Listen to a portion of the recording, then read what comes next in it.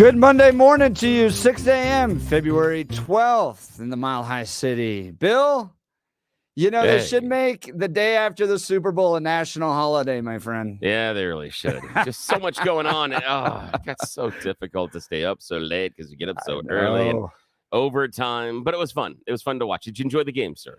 I did. Good. It came down to the very last play, which, that's what you want out of a Super Bowl. So you got a lot of fun on that, but there's so much about the Super Bowl to talk about. From the advertisements to Taylor Swift to Travis Kelce, screaming in his head coach's ear. Holy cow. So we'll cover all of that, but to give us the news, Mr. Blake Olson. Good morning, Blake.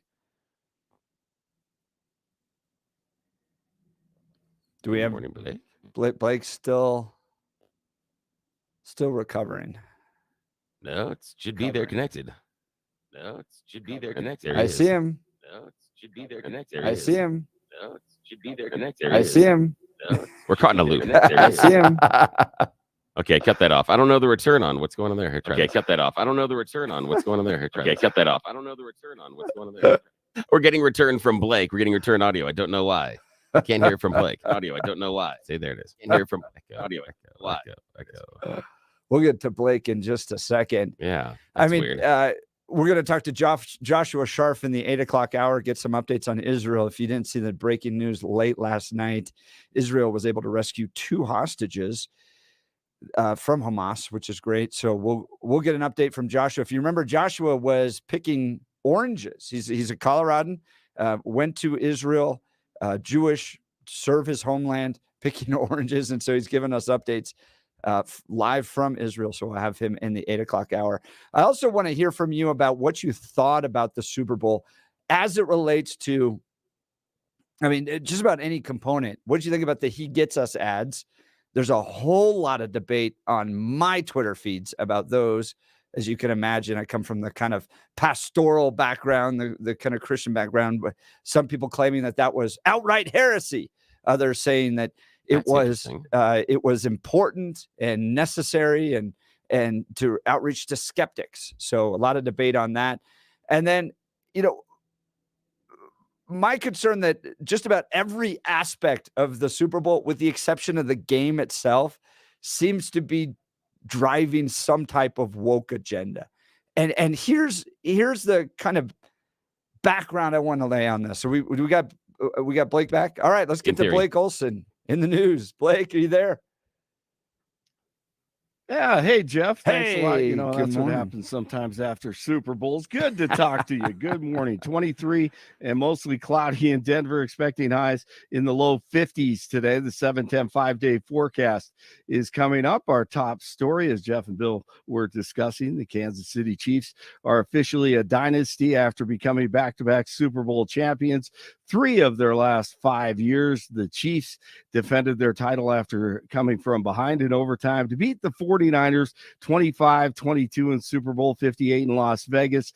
Patrick Mahomes was named the most valuable player. Travis Kelce seen yelling at his head coach Andy Reid and actually nudged him along the way. It really pushed him. But Reid, the true pro, brushed it off after the win.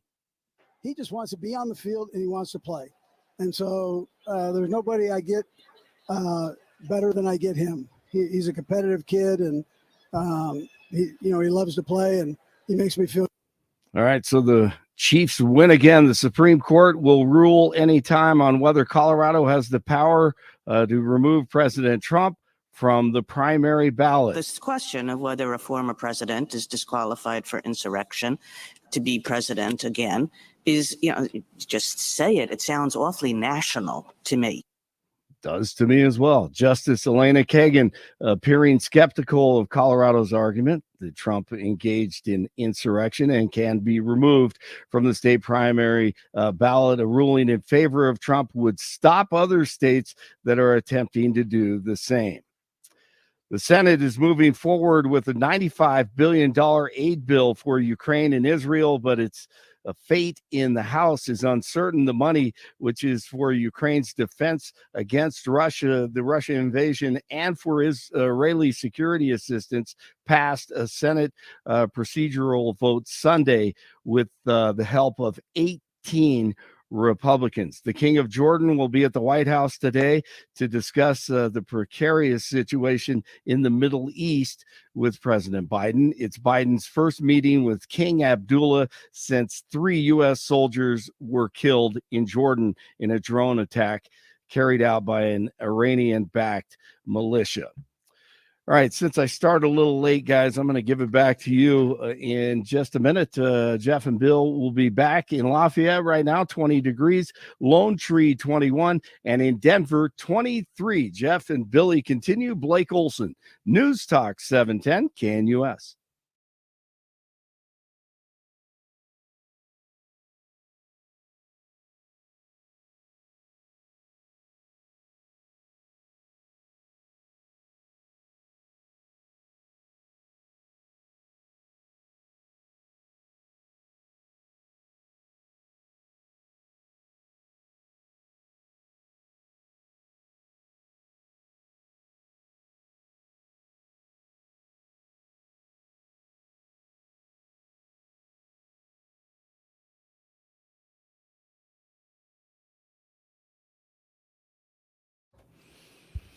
All right, so I'll get back to the question I have for you, Mr. Bill. And friends, feel free to call in 303-696-1971, 303-696-1971, or text us on the 710 KNUS app.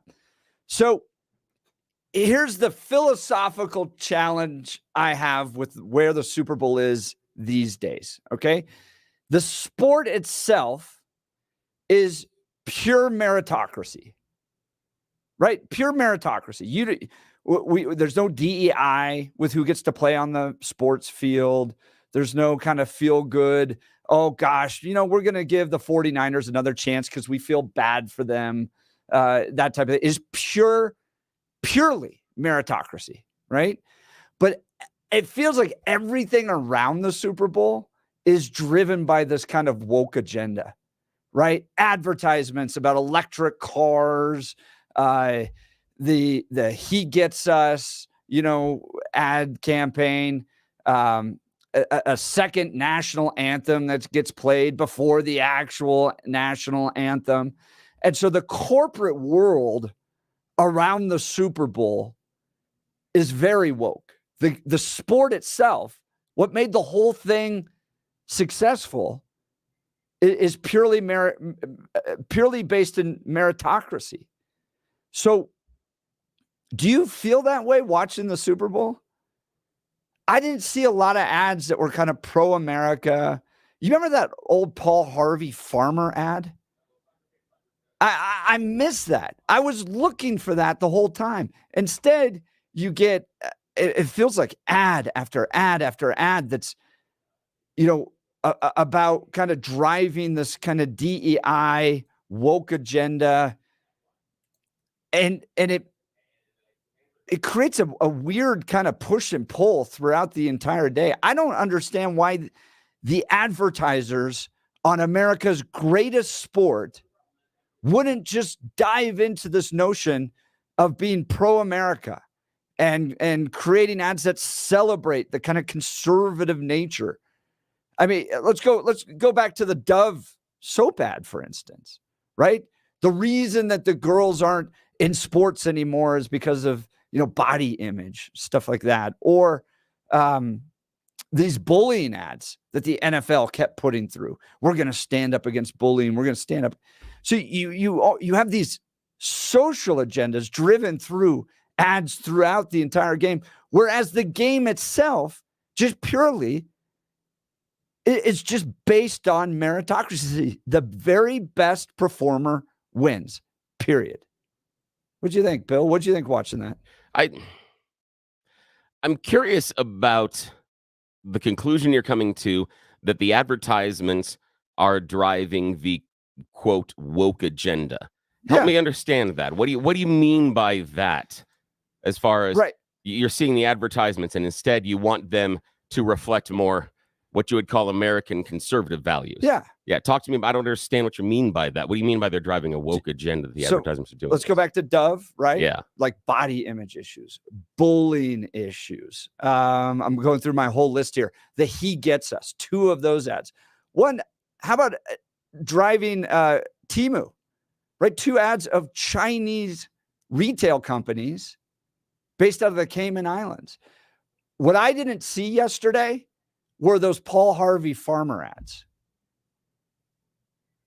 I didn't see the kind of didn't we get the JFK ad? I mean, that was all America, and that was old. You know, look, this was my. I mean, didn't we get that? And then he has to go apologize on Twitter for it. It was bizarre. I didn't see that as a pro-America ad. No, I saw that that's as what you're kind of talking a about. political. It was pro-America. It was I'm going to lead America, and I'm leading it It's to. pro-Kennedy. I know, but that would fall into your category. No, not really. So I just didn't see. Okay, got a question. All the car ads, for instance, are for electric cars. All the Jesus ads, with the exception of one, were kind of you need to, the softer side of Jesus. Two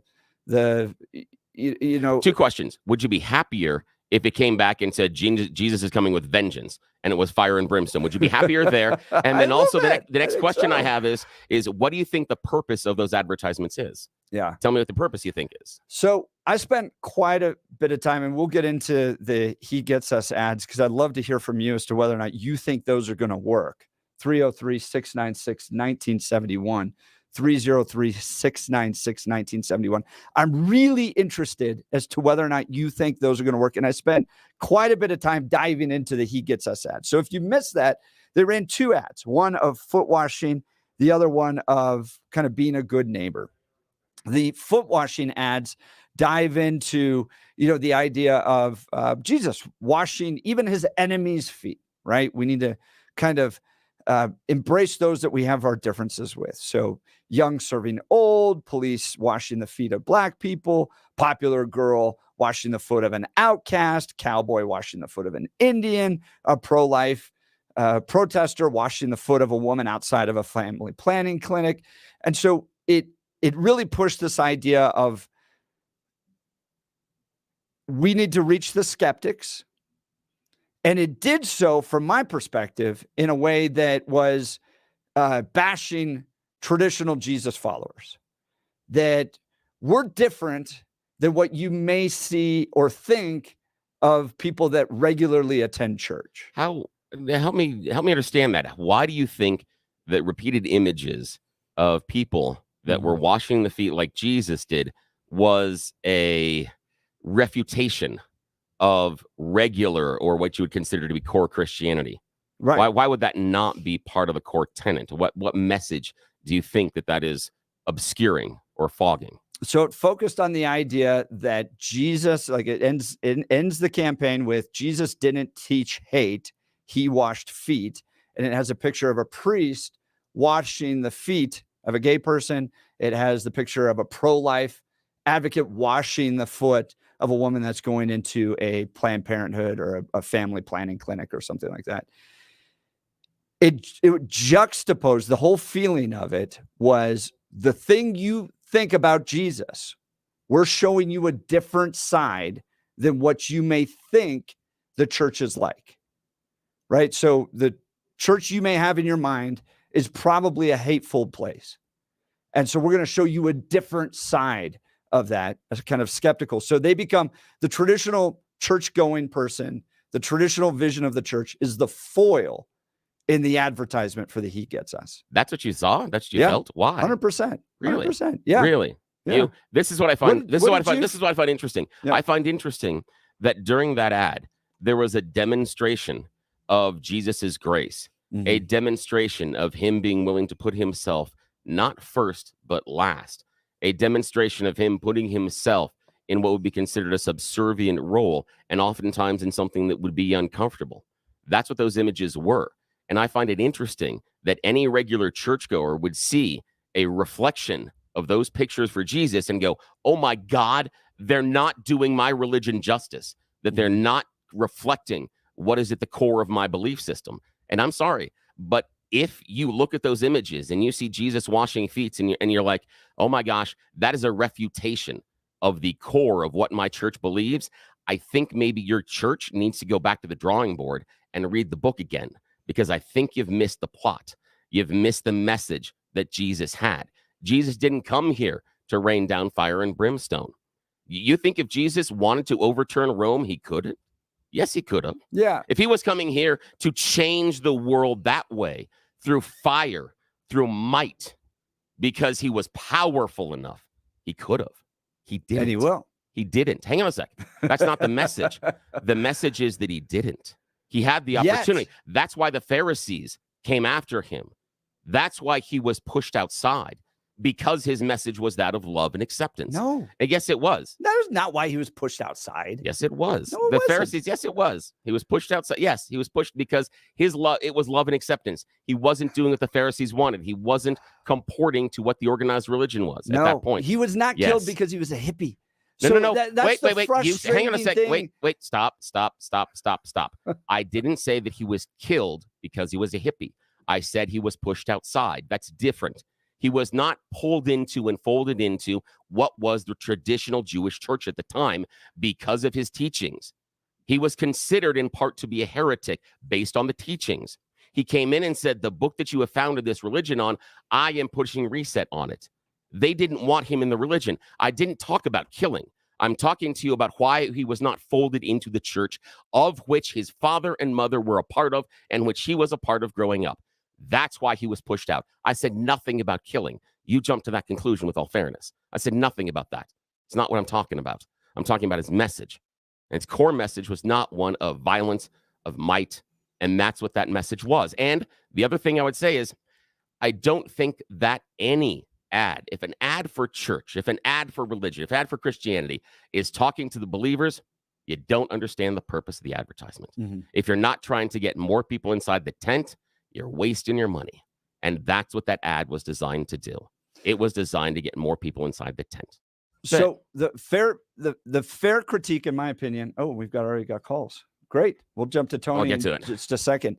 So most of the critique that's taking place about the He Gets Us ads is not a critique of outreaching to skeptical secularists, right? Which is the whole point of the He Gets Us ads. We're going to appeal to those that have a negative view of the church. Okay. I think the fair critique is the type of Jesus that it describes, because Jesus's core message was not love and accept everybody, just period, end of story. It was a message of repentance. It was a message of repenting of your sins and accepting the kingdom of God. Okay. So the He Gets Us ads, in my opinion, misses the truth part of the grace. So Christianity is grace and truth. Those ads are entirely just kind of woke acceptism. Come on in. If we all just love each other, Jesus's message was all just love. No, that was not his message. His message was repent. Yes, love, but everybody, including the Pharisee, including the woman at the well, including the woman caught in prostitution, was repent. And you don't see that at all in the He Gets Us ads. All right, let's go to Tony, line 1. Hey, I was listening to this, and I actually take acceptance, with that interpretation. It would be my understanding that the preaching of Jesus was really a message of tolerance and accepting people, and leave that judgment for God. And so your interpretation is kind of shocking to me. And an anecdote that I recently had read about a pastor in the South, some state, can't remember what state, he had given his sermon that day. The congregation was leaving. One of his parishioners came up and said, why are you preaching all these liberal talking points? And he said, I'm quoting Jesus. And she said, well, that's not good enough anymore. And that's really what I hear. That's what I'm hearing from you. That message isn't good enough anymore. And so I that's why I've often said, I think really Democrats are the party of Christian values, and Republicans, they want to be God. They want to judge who's right, who's in, who's out, who gets to be one of the cool kids. And why don't we leave that for God? And let's just live by the Christian values, which I think is really a good idea. So, So that was- in your perspective, the teachings of Jesus have nothing to do with adjusting your lifestyle to the laws of God, and everything with just loving and tolerating people, even if they violate the teachings of the Bible. No, I think, of course, I think the message was you need to live your life. You need to live your life a certain way and accept God into your life, and all of that true. But he would give as much respect and time to the prostitute as he would anybody else. Did he ask her to remain a prostitute? I don't think he asked her to remain a prostitute. I think he was not judging her for being a prostitute. What did he say to the prostitute after he saved her life? Right, she was about to be stoned. What did he say to her after he saved her life? You're gonna have to tell me. I can't answer that. I don't know. Go and sin no more.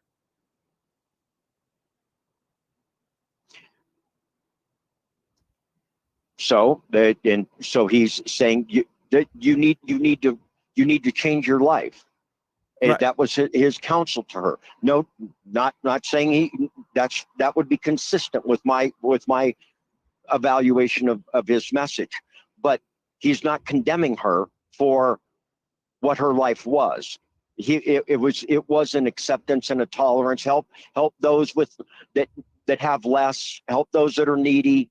That this was, to me, that was the message of my Christian upbringing, not the judgment. And I think that's a distinction where we are today in the church, in the evangelical church today. And I mean, really, take that anecdote I gave you. I mean, that was really disturbing. His response is, what have we done to our church that he could no longer quote Jesus without being reprimanded as being a liberal?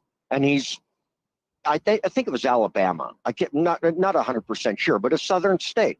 And I think his point is well taken. And I think that's what's happened to religion in our country. And I think that actually probably goes to say why attendance to church and people's identifying with a particular religion is declining, which is accurate, right? I mean, you would not argue that. So you think that if the church was less judgy, more people would go to church? I think if the church was more focused on Christian values and not political messages, I think the country would be better for it, and religion itself would be better for it, because that's what it's become now. I will tell you, most churches that are here in Colorado are not political at all. I can't argue that. I mean, I don't know that to be true or not. I don't know. Okay, so that's here. We're one state. We're one locale. I mean, I'm not sure what your point is. Well, my point. So you're saying that that there's too much politics in churches, and I will tell you, as somebody that works with pastors, there's almost no politics in churches. Almost no politics in churches. Yeah, I mean, there's no politics in churches. There's no pastors telling people how to vote. There's no pastors that I know of that are up there regularly bashing Biden or Democrats or those types of things. They talk about principles. They share the gospel of Jesus Christ. So I'm pushing back on your notion that somehow because churches become so political, people aren't going to church anymore. And in fact, if you actually look at the studies, the more liberal your church becomes, right? The more soft you become on the teachings of the Bible. And you're just kind of, well, just come on over. Just everybody come in here. You raise your pride flag outside the church. That church will cease to be around within 5 to 10 years. It collapses because it emphasizes almost entirely grace with no truth whatsoever.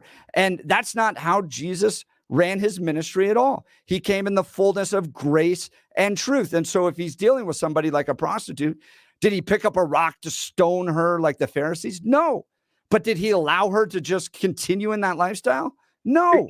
He called her to living a life of repentance, which is what the whole point of Jesus's ministry was. Hey, repent, for the kingdom of God is near. Pardon me, gentlemen. Pardon me. I want to just interject a second here for a moment. I understand what both of you are saying, And I think that Jeff is correct that most of the time there's many, many, many churches, the large majority of them don't get involved in politics per se. But I do agree where Tony is sitting that there are a large number of churches. I don't think it's as significant, but there's a large number of churches out there that are getting hard into the political scene.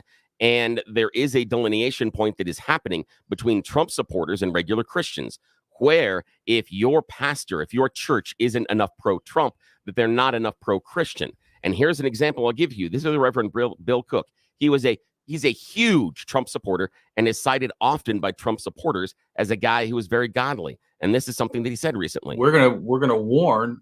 You read about what happened to Ananias and Sapphira in Acts chapter 5 when they lied to the Holy Spirit. They were both struck dead by God in the instant.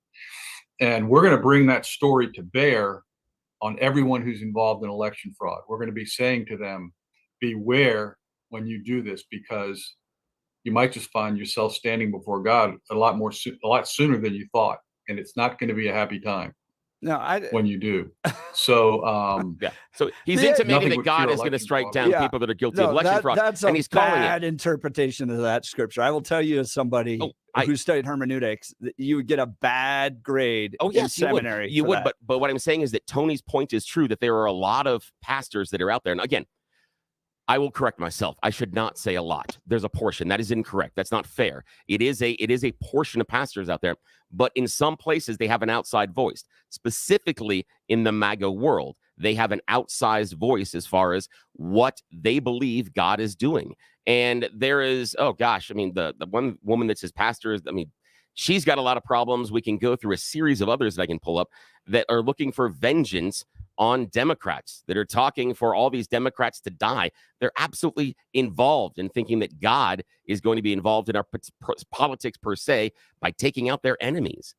And that's not acceptable. No, I will tell you what the Bible says to do with regards to your political enemies. It comes from 1 Timothy 2:1-4. It's pray for them. Yeah. Pray that they would come to a knowledge of truth and be saved. All right. Well, Tony, I really appreciate the conversation. Thank you for calling in. That's good, Tony. Thanks, man. Appreciate it. That was a lot of fun.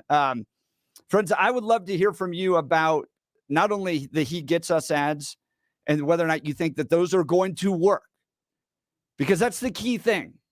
Are they going to work? And there's a lot of money behind it. So give me a call, 303-696-1971, 303-696-1971. Do they describe Jesus accurately? There's a lot of debate on Twitter on this, some even calling them blasphemous, or text us on the 710KNUS app. I'd love to hear from you. Or what did you think about the general Super Bowl in its entirety? Like I mentioned, it seems like the game itself, very conservative, based on meritocracy. A lot of the ads around it, a lot of the issues around it seem to be driven by woke corporations. It's a very interesting dynamic. I'd love to hear from you. Friends, you're listening to The Jeff and Bill Show. News Talk 710 KNUS.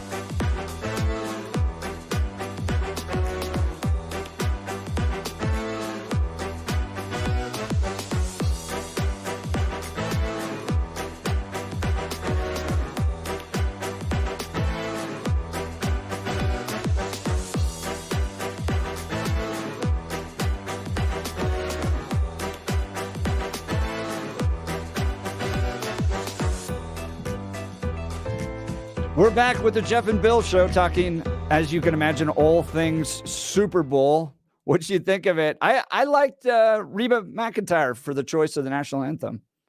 I thought she did pretty good. Kind of started out patriotic. They had one player with tears in his eyes. Yeah, she was good. That was a really good one. She was. I liked all the musical performances, including the Black National Anthem. But I understand that's an issue for you. What'd you like about it? Why is that it was the important Black to you? National Anthem?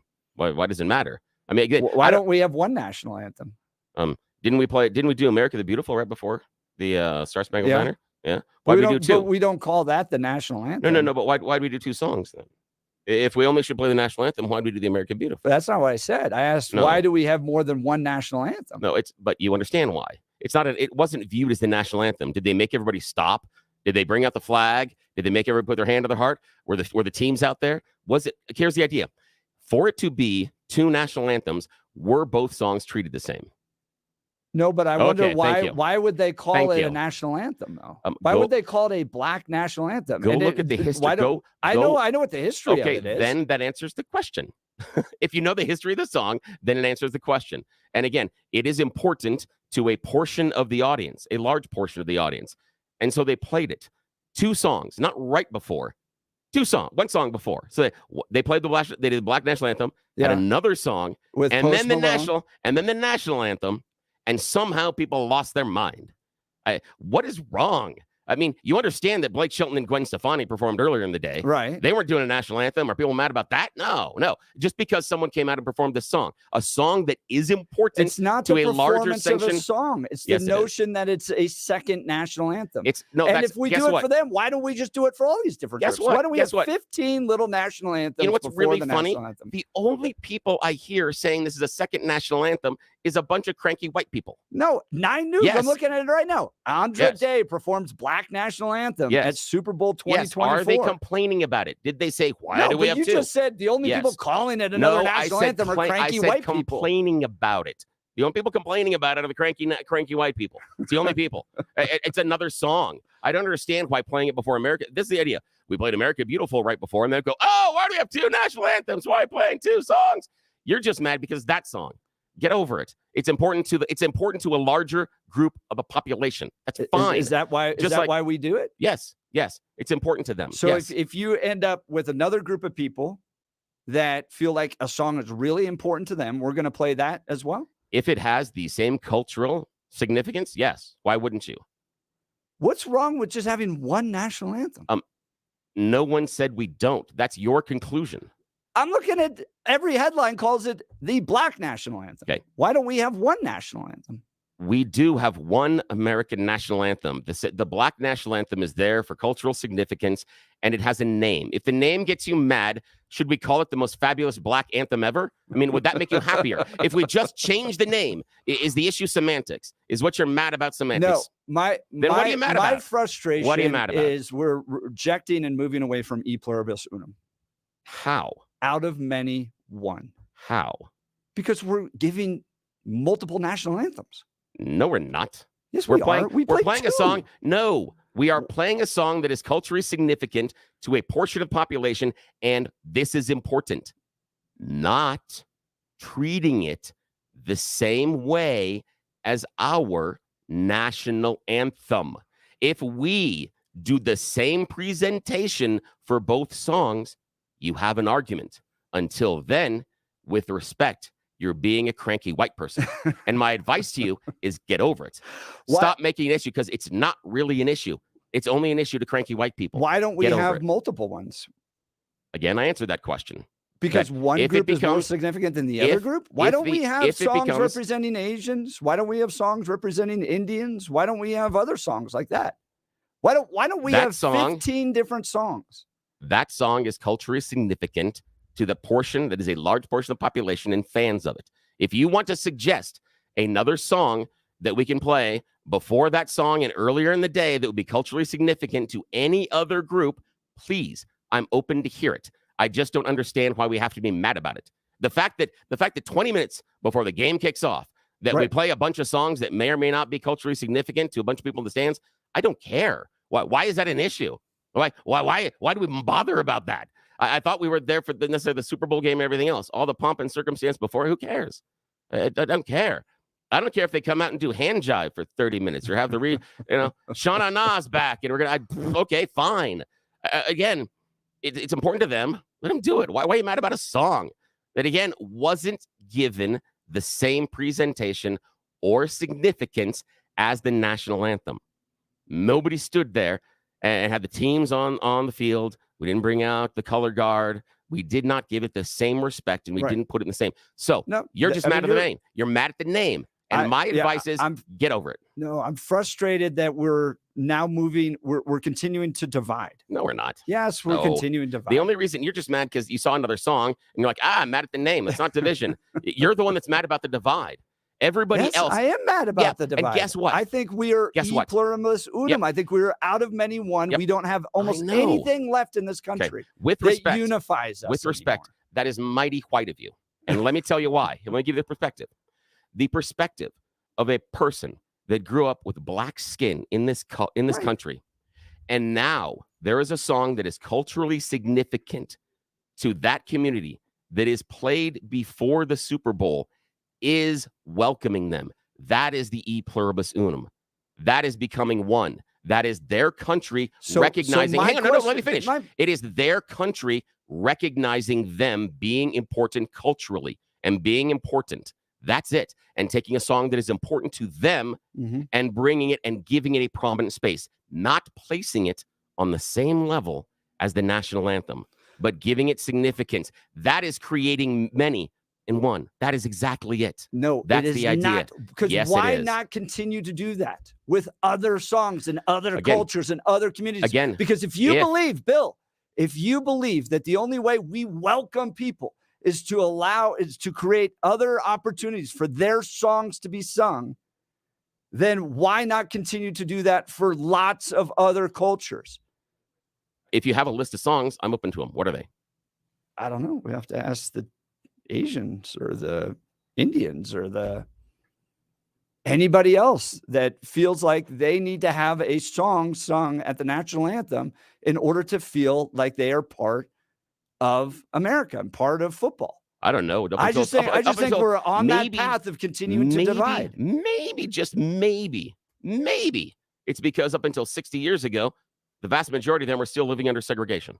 Maybe that's part of it. Maybe the idea that we're playing this song is part of that bringing us together. I think you're walking right into DEI, that we have to continue to divide. Like maybe we should just have separate graduations at Harvard so that people can feel like they can, feel welcomed at Harvard or whatever it is. I just don't buy into the notion that you segregate people to honor unity. I don't get that. I don't get that. I mean, and if it was just a song, that would be a song, but everybody calls it a second national anthem, including 9 News right here. Anyways, let me know what you think. Oh, we've already got lots of calls. 303-696-1971, 303-696-1971, or text us on the 710 KNUS app. Let's go to line 1. Dwayne. Gentlemen, good morning. Good morning. I love Bill. I do. I'm even friends with him on Facebook. Yeah, but I have to sit there and say, that I'm against this quote unquote second national anthem or, inclusiveness DEI song. I agree with Jeff. Yes, there were atrocities done. There were atrocities done to Indians. Should we have a third national anthem for local indigenous personnel? Define national anthem for me, Dwayne, and how you feel. How you feel this song that was played before America the Beautiful is a quote national anthem. Well, I'm not claiming anything. I didn't watch the Super Bowl, but I will say this: it's been pronounced in the pregame of everything that was going to play the Black national anthem. They didn't say the Black Unity song or anything else. It was listed as and sold as the Black national anthem. So if they change the name, would it make you happy? Is that it? Is it just the name that we're just angry about the name, not the song, not when it occurs, not who it's important to? We're angry about the name. Am I correct? Well, there's a part of the situation that I agree with Jeff under e pluribus unum. As a first generation American, I sit there and say that that point makes something to me. It means more to me becoming a citizen, not by birthright, but by abilities. That's what I- Dwayne, with respect, that's a lot of words to say I'm not answering your question, Bill. My question is directly, is it just the name? Is that what's making you mad? If we changed the name and still performed it, would you be okay with it? I just see the separation of people when we really need to unify more than ever. I don't care about the name. I just didn't think it was a necessary item. But again, political correctness has changed our culture and continues to do so. And as I said earlier, should we have a third one for local indigenous personnel? If And then should Dwayne, if have we one for changed, Inuit? Dwayne, with respect, if we changed the name, you said you'd be okay with it. So it really is the name. No, Yeah. no, it isn't the name. Yes, it it's is. not the name. It really is no, the it's name. not. Yes. It's not the name. I just don't like the separation aspects of this entire thing. How And is it as I'm saying how's it a with- separation aspect? because we are whatever happened to the 1968 I Have a Dream speech where we judged on character. Yeah, And you I need didn't to, say that's Dwayne, some Dwayne, really nice guy that got shot Yeah, and everything Dwayne, else and all you for need his beliefs. Dwayne, read the paragraphs above and below. There's context to it. And he's not just and it's interesting that when we sit there and say when we're judging people based on the content of the character, we're then getting mad about a song that is culturally significant to the same group of people that we're asking to be judged by the content of their character. This is important to them. And yet the white people are coming in and saying, no, this is dumb. They're not. Whoa. Yes, Don't Yes. paint me with a brush. Don't No, paint no. me with a brush. it is. Okay? Dwayne, that is I fair. served under an African American colonel, Dwayne, I'm not and calling I you served racist. under a Japanese. Dwayne, we can have this conversation, and just because I say it's white people complaining doesn't necessarily make it racist. It's just a Okay. fact, okay? I'm not calling you racist. I'm not saying anybody that is complaining about it is racist, okay? And I'm sorry. I'm sorry if that was the implication. I apologize deeply. You're a friend of mine. I'm not saying that. What I'm saying is take a look at the situation. When you have a bunch of white people that are complaining about this song that is culturally significant to the black population that isn't being held up as a national anthem, and it's important to them, and the white people that were really in charge up until 60 years ago get mad about that song. You understand the filter. You understand what it feels like. I look at it and go, it's a song. Stop hanging your hat on the idea that the name says anthem. Get over it. It's important to them. As long as we don't put it at the same level, I would not be okay with them giving it the same presentation at the Super Bowl as our current national anthem. But I don't care what they call it. If they want to play it beforehand, I don't care. It's important to them. I will allow that to happen. And that, to me, is the idea of us coming together. Not the idea of us coming together saying, in order to come together, you've got to follow my rules, and you better not and you can't have that song. That, to me, doesn't seem like coming together. Dwayne, thanks for the call. Oh man, I'm out. Okay. No, stick around. We could maybe get back to you. But I'd love to hear from Here, folks. Dwayne, hang with me, man. Yeah, hang with us, man. It's fair because I run over the top there. Let's talk to him and get back if we have time, man. What'd you think of the Super Bowl? I mean, everything from the He Gets Us ads to the Black National Anthem to the game itself. Give us a call. We haven't even got to the game itself. 303-696-1971. That's 303-696-1971, or text in on the 710 KNUS app. We got a few texts coming in. People were hurt yesterday. The game needs to be played by robots. I think that would be boring. I don't want to see a game played by robots. Yeah. 100% agree with Jeff. There, it's yeah. I mean, where do you draw the line? Why not just open it up for other groups to be able to sing songs too? That's kind of their text message here. So let us know. Sure. We'd Why love wouldn't to you? hear from Call you. me in. Call in. Tell me why wouldn't we have the half hour beforehand, before the Black National Anthem, a series of songs? Who cares? That's going to bother you? Really? Yes. That's what's going to upset Because you? that is Really? dude. That's The- just straight DEI. Okay. The 40 minutes before kickoff is the thing you're most worried about. No, Okay. I'm all righty. You may want to. I don't know. I want to know what's going on in your life. If that's right. the part that you're most worried You- about, what's going on 40 minutes before the kickoff? You're listening That's to it. the Jeff and Bill Show. News Talk 710 KNUS.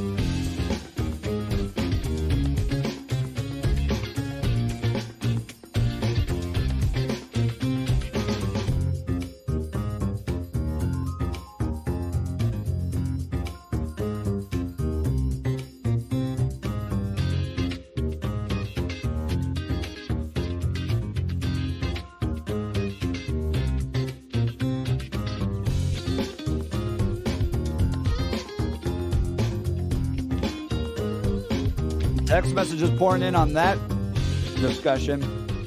Bill, some are agreeing with you. If people are mad about the song, then use it more often. Hey. Bill, you're so open-minded, your brains have fallen out.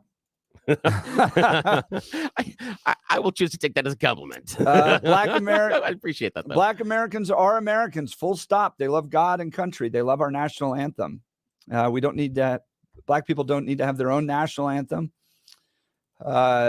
Those that are claiming to have their own national anthem are communists seeking to divide America. One song, maybe two or more races, singing it together to show unity and acceptance. I still think we should go with Ham Jive. Just a personal thing. All right, do we have time for You Choose the News? Yes, of course. It is the time for everybody's favorite fake radio news game show. It is time for You Choose the News. I have spent, well, many moments, as far as you know, scouring the interwebs over the course of this weekend to find really stupid headlines, giving them even dumber headlines. I'll find stupid stories, giving them dumber headlines for this fake radio news game. It's so easy for me to say. It's why they pay me the big bucks. Yeah. All righty. Okay, sir. Here are your choices this morning. Headline number 1, seems like an odd thing to worry about. Headline number 2, frozen chicken, new with minerals. Headline number 3, miracle or dawn of a new species. And headline number 4, not superpowers, but pretty cool anyway. Your choice, sir.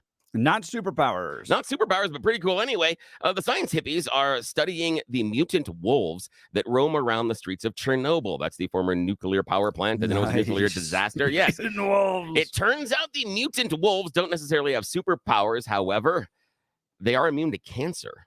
They've developed a resistance to cancer. So now the scientists want to know why. Yeah, they're checking it out and figuring out what is the mutation and why. So again, that could be a big deal. I know, not superpowers, but if I could just get the no cancer thing, okay, I'm in. You got me. You got me. Yeah, right. I still want laser eyes, but okay, no cancer. Alrighty, sir. Miracle or dawn of a new species. Frozen chicken now with more minerals, or seems like an odd thing to worry about. Frozen chicken. Frozen chicken now with more minerals. It is time for you to check your freezer to see if you get these wonderful packages of frozen rice pilaf recently from Trader Joe's. Yes, the products in question are a 14-ounce package of Trader Joe's chicken, lentil, and caramelized onion pilaf. Pilaf. They are not peel off. That would be so stripper. Now, this was produced between November 1st of 2023 and January 19th. The problem is there are rocks inside. And they say those tiny new minerals are not good for your digestion nor your toofuses. So do not do that. Go ahead and throw them away or return to the store, and they will laugh at you for keeping them. Alrighty. Sir, your final choice this morning. Seems like an odd thing to worry about, or miracle or dawn of a new species. Miracle or dawn of a new species. This is a crazy one. This one's been rolling around in my head for a couple of days now. We are going to visit Hendersonville and their amazing aquarium because their stingray Charlotte is now preggers. Problem is, they got no male stingray. There's no male, but Charlotte is pregnant. In fact, they didn't think she was pregnant. They actually thought that she had some sort of a cancerous tumor or something. They're doing some investigation because she had a distended tummy, and they were like, wait a minute, there's a baby. Now, there are two possible solutions. Say immaculate conception must be one of them, right? Now, remember, yes, it is a miracle because now we know in the animal species there's a thing called protogenesis. When you have no possible males in a population, females do tend to spontaneously produce fertilized eggs. Jurassic Park. Yep, that can happen. However, there is a second, much more frightening theory that this is the dawn of a new species. The scientists are super curious because technically, there are two species in that tank are genetically close enough that mating could happen. And that is the stingray and a shark. Wow. Now, did they actually copulate? Maybe, maybe not. But the idea that could the stingray have at least been exposed to shark sperm that may or may not have been in the water, that is an actual possibility. So there is this idea that possibly because of extraneous little swimmers, little tiny swimmers, that now the stingray is pregnant. So we could get a shark stingray. And that has to be the next movie on Netflix because we had Sharknado. I mean, we got to have, we had Cocaine Bear. So, we got to have. So it hasn't been born yet. We don't know what. No, we got about 4 months. You got about 4 months to find out. Yes. So we will make sure that we follow that. We want to know if we get Shark Ray. All righty, sir. That is it. That is the end of You Choose the News. Once you get the advertiser, but yes, we're not getting paid today. Oh, well, that was a good one. Well done, Bill. Friends, we're talking all things Super Bowl. What do you think of the He Gets Us ads? What did you think of the Black National Anthem? All that. Give us a call, 303-696-1971. You're listening to The Jeff and Bill Show. News Talk 710 KNUS.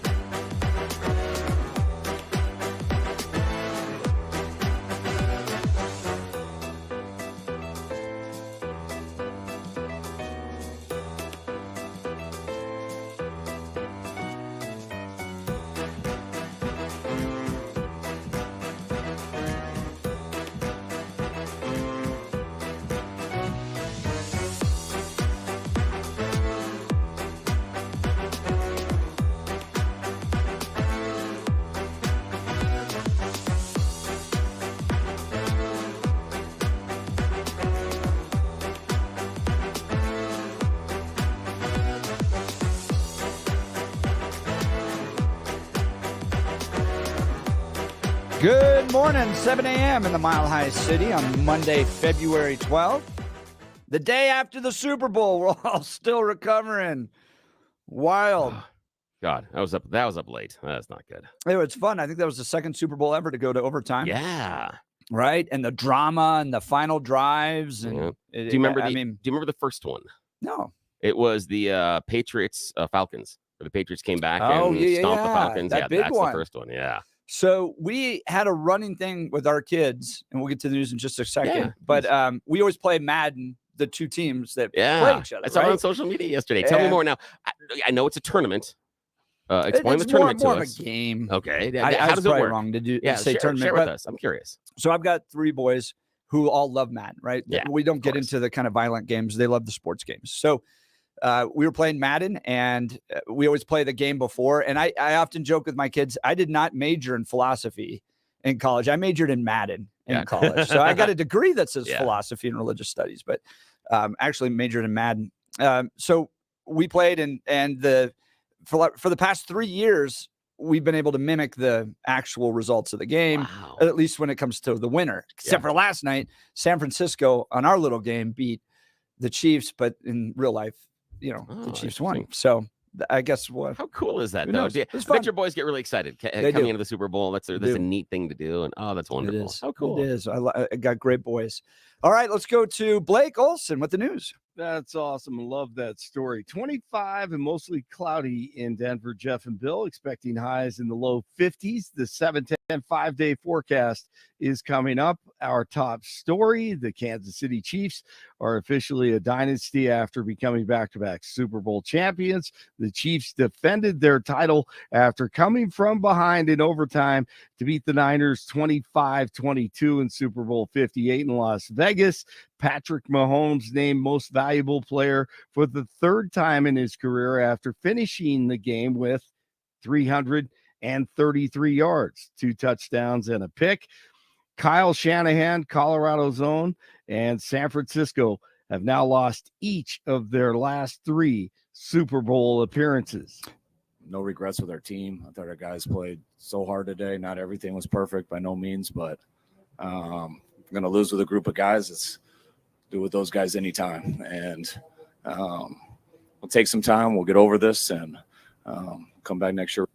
Now, Travis Kelce kind of pushed his head coach and was yelling and screaming at him in the first quarter. That was caught in the broadcast. Not a good look for the Chiefs or the NFL, but Reed, the true pro, and just brushed it off after the game. He just wants to be on the field and he wants to play. And so there's nobody I get better than I get him. He's a competitive kid, and he loves to play, and he makes me feel young. 3 championships in the last 5 years. Blake, Wow. give us Yep. some analysis on that game. What did you think as a sports guy? I thought I enjoyed the game. A lot of people probably wanted more touchdowns scoring early on. The defense was incredible. I thought McCaffrey played extremely well, very competitive. Some mistakes on that punt, on the punt return. Got to get away from the ball, not the return man per se. The missed extra point, when you look at it, you never wanted to come down to a kicker, Right. but that botched extra point was killer for the Niners. But I loved it. I thought it was very entertaining. I thought the halftime, I didn't have a problem with the halftime. I thought it was very good. I thought overall, I thought it was very good. Can you give us Broncos fans here licking our wounds after another losing season or close to a losing season? It's got to But be 20 years, Jeff. I mean, it's so hard to watch this. Wasn't there a point in which the Broncos could have had Patrick Mahomes? I think so. You know what? I think they had an opportunity, if I'm not mistaken. But a lot of teams had the chance to get him. I wasn't paying too close attention to it at that time. I was covering the Nuggets at the time. But I mean, you're gonna overlook quarterbacks. Purdy was Mr. Irrelevant the last player picked in the draft. So you never know with quarterbacks. You can go back and be the armchair quarterback, if you will, and say, if we would have, picked him, if we would have picked him, that happens every season with every organization. Sometimes you get lucky, sometimes you don't. And so I don't, I think I was this Chiefs conversation did a great job in their homework. Now with the conversation, I was, I did have that idea. Could we have picked Patrick Mahomes? I did go back because I couldn't remember either when Blake said it. Yeah. 2017 draft results: Kansas City Chiefs take Mahomes with the 10th pick in the draft. Yeah. The Broncos don't pick until 20. Okay. So he is not on the board by the time we get there. So Now, again, you may be thinking of at least it makes Josh you feel better. Allen. that's an Josh interesting one. Allen, yeah. Yeah. I mean, the Broncos had an opportunity to pick him out of Wyoming that season. So you may have been thinking Lamar about Jackson. that one. Oh, God, Lamar Jackson. There you Oh, I go. think, sorry, I had something in my throat. I apologize. And It's not always honestly, MTV or something. I mean, I am a firm believer in you do your homework, you look at the quarterbacks, you look at the tape, and these guys mull over it. They do the study, they do the homework. You go with your gut instincts, but you don't know if a quarterback's going to be successful in the NFL. Brock Purdy being the example of that. There you go. But Absolutely. I want to Brock Purdy versus Trevor Siemian. right. That's very similar almost. I want to yeah. play a clip for you, Blake, Mhm. because we were talking just before the Super Bowl that the Broncos. My thesis is the Broncos are never going to be good so long as they're governed by like a corporate board. You need to have a vicious, win at all costs, benevolent dictator at the top, and they play this great video of Al Davis right before the Super Bowl. I want to get your reaction to this. Enough. I'll talk to the guys. I'll talk to them. Come on. In that moment, Al Davis took us against the world to the next level. Gentlemen, if you're looking for answers from me, you won't find them. And that league isn't going to do you any favors either. I just need you to win. Just win. Do you hear me? Yeah. Do you hear me? And win they did. That so we were talking about that, and then CBS does this great video of Al Davis right before, and I go, that's it. That's not only what we needed in the Colorado Republican Party, it's what you need for the lead the Denver Broncos too. You need a vicious, totalitarian, benevolent dictator that's like, we're gonna win at all costs, and being governed by like a Walmart corporate board. I don't think we're gonna be there forever. I agree with you. I mean, Jerry Jones is that guy, Right. But Cowboy fans would say, well, he hasn't done it in the past 20 years. But the truth is, I agree with you. I think it's a good point. The truth is, it's very difficult to win a Super Bowl. That's the bottom line. If you win one, hey, celebrate it, enjoy it, and cherish it, because cities like Minneapolis and Buffalo and Detroit, they haven't done it. So, I mean, you're very lucky, San Diego, if you have won a championship. I mean, it's very, very difficult. But I agree, if you have a passionate dictator like Al Davis, who used to be a coach, I think that's an advantage. I do. But there are the corporate guys, and Lamar Hunt was a great owner for the Kansas City Chiefs, and you saw his son again last night. Great ownership group. I think if they care about football and they're passionate and it's in their blood, then they're good. That's Great. my thought. Great. Okay, I'm going to give you one more story. How about this? A new effort is underway for a Colorado gun ban. A bill filed last week would make it illegal to be armed at public parks, community centers, hospitals, bars, universities, churches, voting centers, and 12 other what they call sensitive spaces. One of the lawmakers behind the push calls it common sense. Only a few gun bills have been introduced this year, but more are expected. All right, the Nuggets at the Bucks tonight at 6:00. Avs at the Capitals tomorrow night. It is 22 in Wheat Ridge and 23 in Thornton and 26 in Denver. Jeff and Bill continue on a great show this morning after the Super Bowl. Blake Olson, News Talk 710 KNUS. Want to take your favorite radio station wherever you go? Well, now there's an app for that. No matter where you are, stream your favorite shows. Tap the app to listen to podcasts. Talk back to your favorite local hosts. At the tone, leave a message. Call the show. Set your alarm. Enter contests and win prizes. All in the palm of your hand. Available now for iOS and Android devices in the App Store or Google Play. And best of all, it's free. Download today.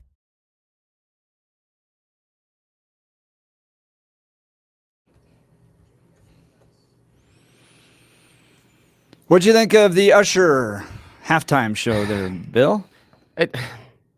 You're a music guy. I am. Okay. No filter. It made me think that they're advertising for the new Tron movie. That's what I'm thinking. I'm like, are we doing Tron here? I just don't.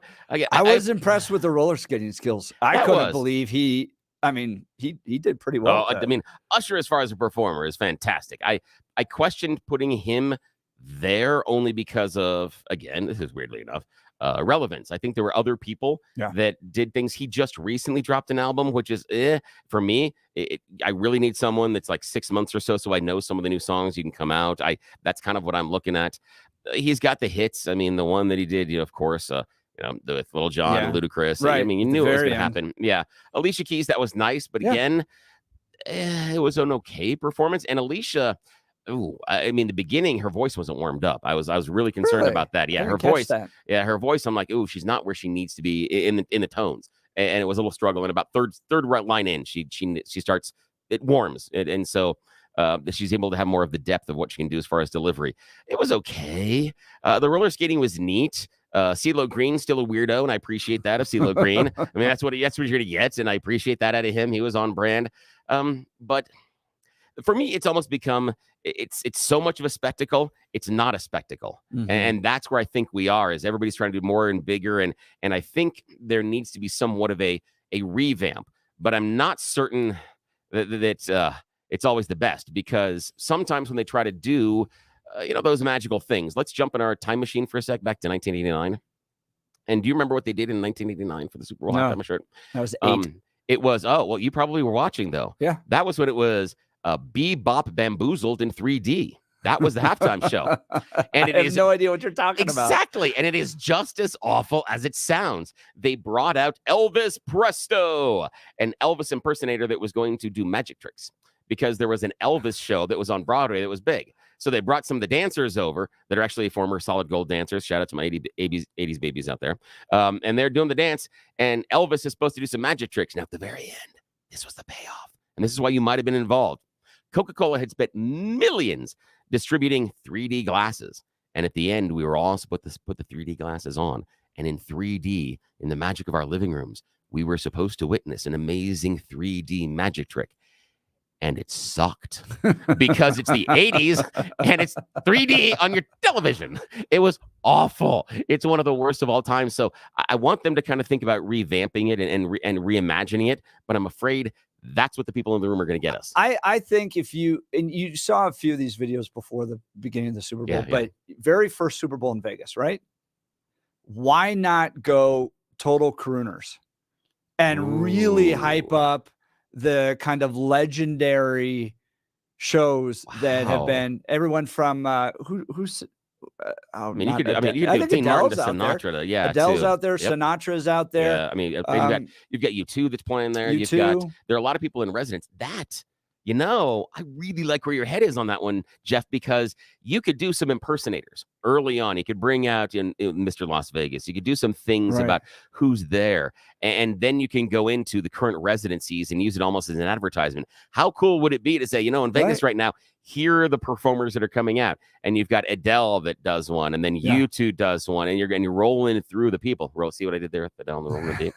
But that's the idea. I think that's genius because it's an advertisement for what it is, but it also shows the history of Vegas. Man, you need a raise. I feel like they missed the kind of history of Vegas. They did a little Wayne Newton at the beginning, which was kind of cool, but I didn't.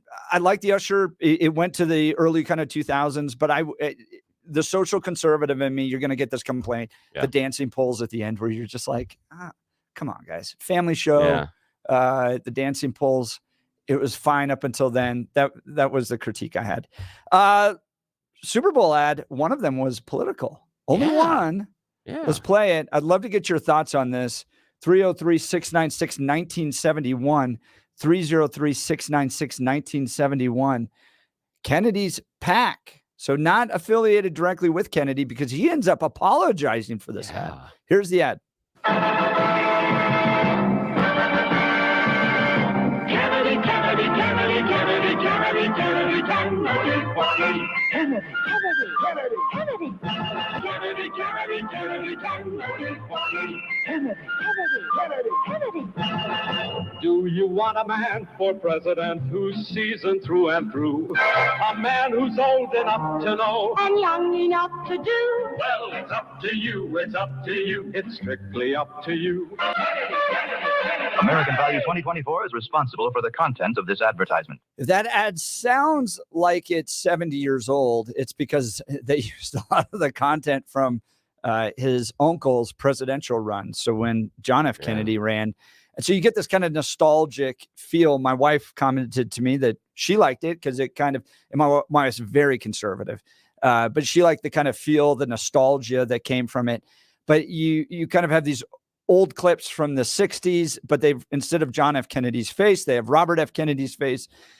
And only political ads, so no Biden ad, no Trump ad. Yeah, that's but surprised it was you. a Kennedy one. It surprised you there was no other political ads, I would have thought. It's just, I mean, there's not going to be another Super Bowl before the election. Yeah. That was it. I know. I would have thought somebody would have tried to take advantage of it. Even, I don't know. I was surprised. There And were I no didn't other hear that political ads. anybody was rejected. Yeah, So I hear that either. didn't get the sense that they turned down those, but it seemed like Kennedy took advantage of that. What did you think of that ad? To me, it seemed like the kid that realized at 3:00 on Sunday afternoon that the book report is due the next day, because to me there's no real creativity there. All it did is it took the John F. Kennedy and then just put RFK's image in there, and they were making it look like those were the ads. And I'm sitting there going, anybody that doesn't know what they're doing is going to go, this seems old and tacky. And anybody who realizes what they're doing is going, that's not JFK. And so for me, tell me what the message contained inside that advertisement that motivates me to vote for RFK. What was, and for me, I think that PAC just lit a giant pile of money on fire because I don't think it motivates anybody. I don't think it changes. It made no case as to why he should be it. The only one was young enough, old enough to know, but young enough to do. That's it. But that wasn't reinforced anywhere else in the advertisement. It's one single line. So for me, it was ridiculously ineffective because it didn't make the case for the candidate. And so that's where I sit. It, as a guy who's been a part of campaign strategies I'm curious for about a this. lot, what I did appreciate about it wasn't your kind of typical out there shaking hands. I've got a view for the future, watch me kiss vision the for the baby. future, and we're going to fight to return to American values, those types of things, which so the surprise factor I liked, where you go, wow, that I wasn't expecting that. It's good. It was creative in the sense that it pulled you back to the older Kennedys, right? Like where I'm like thinking, if you're Kennedy, run on that. Right, run on that. Just embrace it entirely. So I appreciated that. But yeah, there's no real message as to what he stood for. Okay, campaign strategist. This is really cool. I love what you said there about the idea of taking and running on the Kennedy. Yeah. If you were given the giant pile of money, how would you transform that message? What do you think the message should be Mine there? would have been the continuation of the legacy. Yes. So gone back to Yes. some of the best of John F. Kennedy's Yes. speeches and then Yeah. Robert F. Kennedy's Yes. speeches. And now we're returning back to it. And this is the vision that we have. Yep. And we're continuing the family legacy and think about all the great things we did. Yep. That's Oh, what I would have done. You can almost see the wipe, the transition on the screen, Right. where you've got a picture of JFK doing something, Right. and then you have RFK in a very similar suit, in a similar position, talking to a similar Yep. crowd, and then the screen wipes, and it goes from JFK to RFK, Yeah. and he's doing the same thing, and then you continue the message. I mean, it almost writes itself. That's brilliant. That would make it work. Did you Yeah. think it worked? Give us a call, 303-696-1971. 303-696-1971. Yeah, what were your favorite ads? I'll play mine in just a second. But Bobby Shriver responds this way. My cousin's Super Bowl ad used our uncle's faces and my mother's. She would be appalled by his deadly healthcare views. Respect for science, vaccines, healthcare equity were in her DNA. She strongly supported my healthcare work at one campaign in red, which he opposes. Wow. And Robert F. Kennedy has to respond and says, Bobby, I'm so sorry if that advertisement caused you pain. The ad was created and aired by the American Values Super PAC without any involvement or approvals from my campaign. Federal rules prohibit super PACs from consulting with me or my staff. I send you and my family, you and your family, my best wishes. Why tweet that? Why not text that? That is good, because here's the reason why. The reason, and I would seem that he probably on social media saw some of the blowback of people going, what the hell is this? And understanding that it didn't motivate. Also, he allegedly wasn't involved in the creation. So he may have seen it for the first time like we did. But as a general rule, if you feel that you have to apologize for any ad that is promoting your political campaign or your product, probably not a good ad. Probably a bad thing. So then he had to tweet again. I'm so sorry if the Super Bowl advertisement caused anyone in my family pain. The ad was created and aired by the American Values Super PAC without any involvement or approval from my campaign. FEC rules prohibit Super PACs from consulting with me or my staff. I love you all. God bless you. And then he pins the ad. Yeah, here, watch the thing that makes everybody. Yeah, that's almost like the idea of, I'm sorry I got naked today at YMCA. Here's the video that was on TV. You're like, no, not helping, but okay. I don't get why Bobby didn't text. I wonder why Bobby had to go out and be public on it. The Kennedy family is not nearly united as they seemed to be during the 60s. And that was 20 years before I was alive. But it seemed like Joe kept the family united and focused on what they were going to achieve electorally. Now kind of everybody's got their own things going. But Robert F. Kennedy ad. What was your favorite ad? My favorite one. In fact, maybe I can find it here. I've got one over here. No, minimize. I have so many pages open. Okay, let's see if we can find it. This, now again, I don't necessarily think this was the best executed ad. I think there are other ones that were best executed, other ones that did better things. But this is the one that, to me, gave me the most personal enjoyment. And here it comes.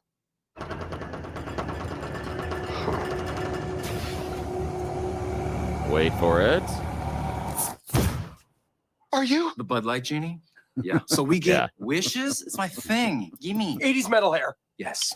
Love that. Filthy rich. So filthy. Invisible. Predictable.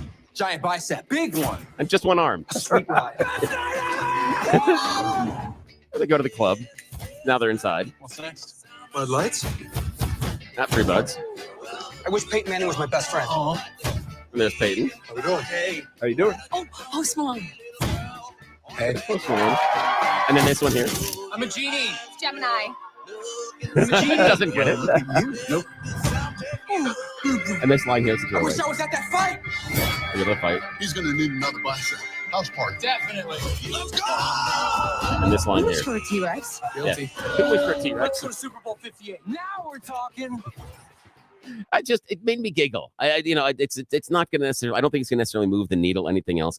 I just got a lot of personal enjoyment about the references and the scenario. So that was the one that if I looked at and made me giggle, that's it. That's it. Was it most effective? Probably not. Do the political ads work? I mean, not just the political ads, the kind of social ads. So your favorite ad is just pure fun, right? Yeah. Just pure fun. Oh, yeah. That's mine too. We'll get to mine when we come back in a little bit. But do you think that the political ads worked?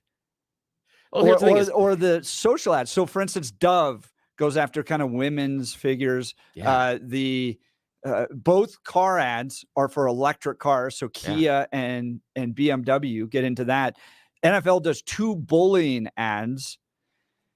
And then you get and then Temu, which is that even how you pronounce it? Yeah, Chinese company. And then the He Gets Us ads, those.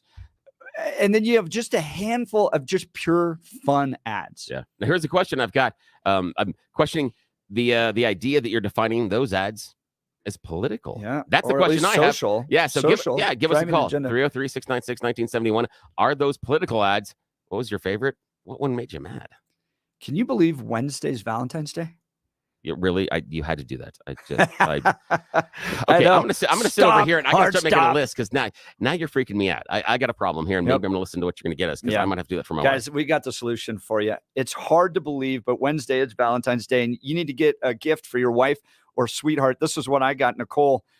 Naturally, candy, flowers, and fancy dinner come to mind, but this year, get her something that she might really need and would not buy for herself. Buy her a few hours of peace and relaxation with a gift package at Beau Visage Skincare and Spa. Let's face it, women love to be pampered. And after 38 years, no one does it better than Beau Visage. Guys, this place is terrific. My wife and I are getting a couples massage there. They have 2 beautiful facilities specializing in luxurious services like fabulous European facials, soothing massages, and much more, all designed to give your special lady a wonderful experience. Plus, they have gift packages to meet anyone's budget, and it's easy shopping for you. Like I said, you don't have to run out there. Just give them a call, 303-779-5002, or online at bvspa.com. This Valentine's Day, send your special lady to Beau Visage, 303-779-5002, or bvspa.com. That's 303-779-5002, or go to bvspa.com. Let us know what your favorite ads were. And then previously in the 6 o'clock hour, we had quite a heated debate, and I'm willing to get back into it. Did the He Gets Us ads work for you? Do you think they portrayed Jesus well? Or do you think they're leading people down some of the critiques towards blasphemy? 303-696-1971, or text us on the 710 KNUS app. We're going to get to my very favorite ad in just a second. You're listening to The Jeff and Bill Show. News Talk 710 KNUS.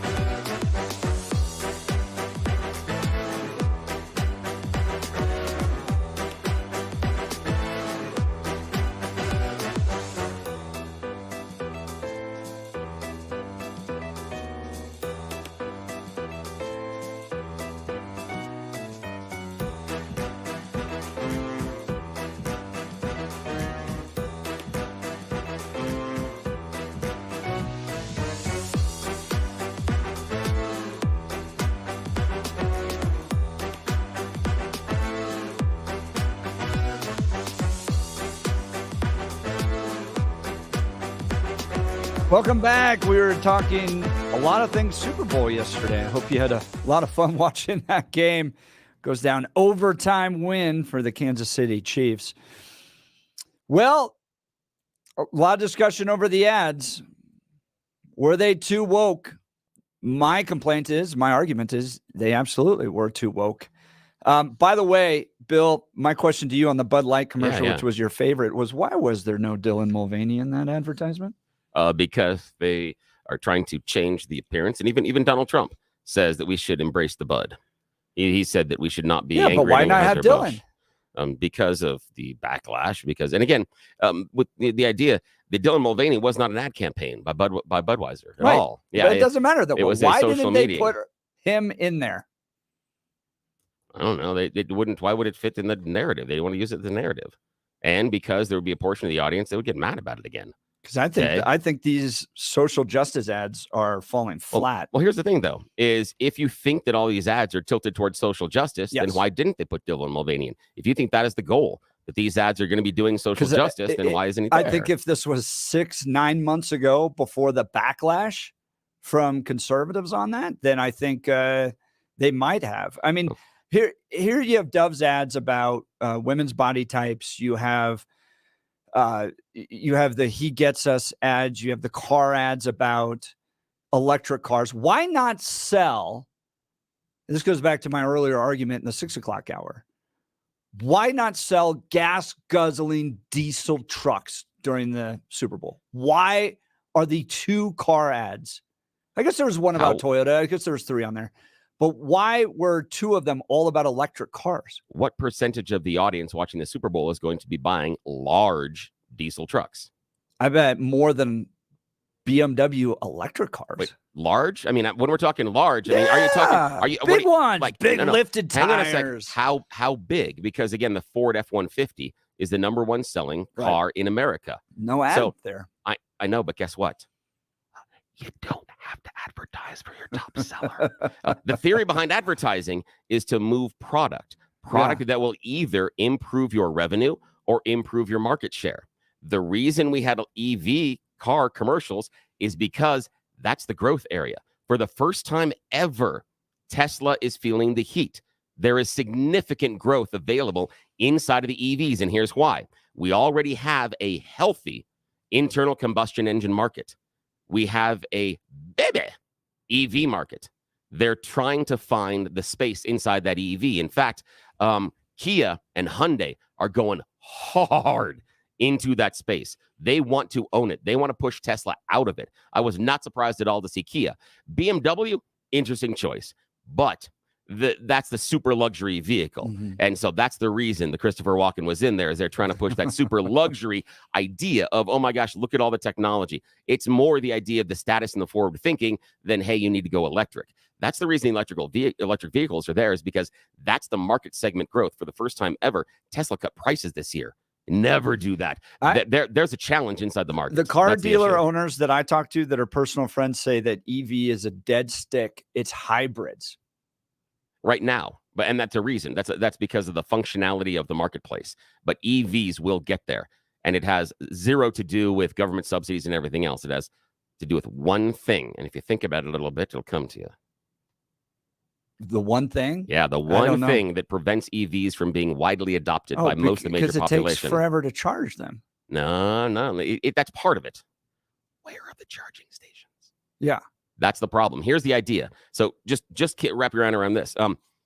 Imagine that for the internal combustion engine, we decided that we would have one gas station every 5 to 7 miles. It's about what we have for charging stations. That would be crazy. The fact that you couldn't go 2 blocks and pull over and get gas. If you could pull over every 2 blocks and charge your EV, the market would shift. The market would change because of the convenience. Part of it also, though, has to be the time spent charging. This is where Kia is chasing Tesla. Tesla has the supercharge. Kia has just figured it out. Kia charges as fast, if not faster right now than a Tesla. They're chasing Tesla hard, and Hyundai's right behind them. They're putting so much money into it. So I'm curious to see what's going to happen. But until you have, and again, It doesn't matter. The government could hand out free electric vehicles to everybody who signs up, but until we have until we feels have like they convenient, until you have convenient charging stations, the market's not going to flourish. That's the problem. What do you think of the Pfizer ad? Remind I me thought of that one. was What was that bold. one? The having a good time, Oh, where yeah. they're so in the conservative I do remember that. community, Pfizer is about as low as you can get. Yeah, which is really right? crazy. And so here Science they and stuff. come out with this, science behind making 2-year-olds wear masks. That's not Pfizer. I think they were right there, man. No. The Pfizer did not make that decision. Pfizer sold the stuff, and if people are going to buy stuff, they're going to sell the stuff. But Pfizer had to no be fair, control Pfizer- over Anthony Fauci. No, they didn't. But that's a different conversation. I thought that was a big hit and a miss because I can't think of a company that has lower favorability with conservatives than Pfizer, and then to come out with some weird dance, let's have a good time, almost like you're selling. What it read to me was, look at all the money we got after promoting And this that's funny. upon you all. That's funny because the issue for is that I believe your entire filter and experience in that commercial is based on what you think of Pfizer. Yeah, So, 100%. Okay, and that's the 100%. problem, and that's what Pfizer was trying to change. And big giant drug companies, those type of it's hard. Imagine this: it's hard for someone like Procter and Gamble. If Procter and Gamble is going to come out and do an ad, that's hard execution. What do they advertise? Same thing with Pfizer. What do they advertise? They're involved in a number of different medical procedures and technologies. What do you advertise? So it has to be a branding.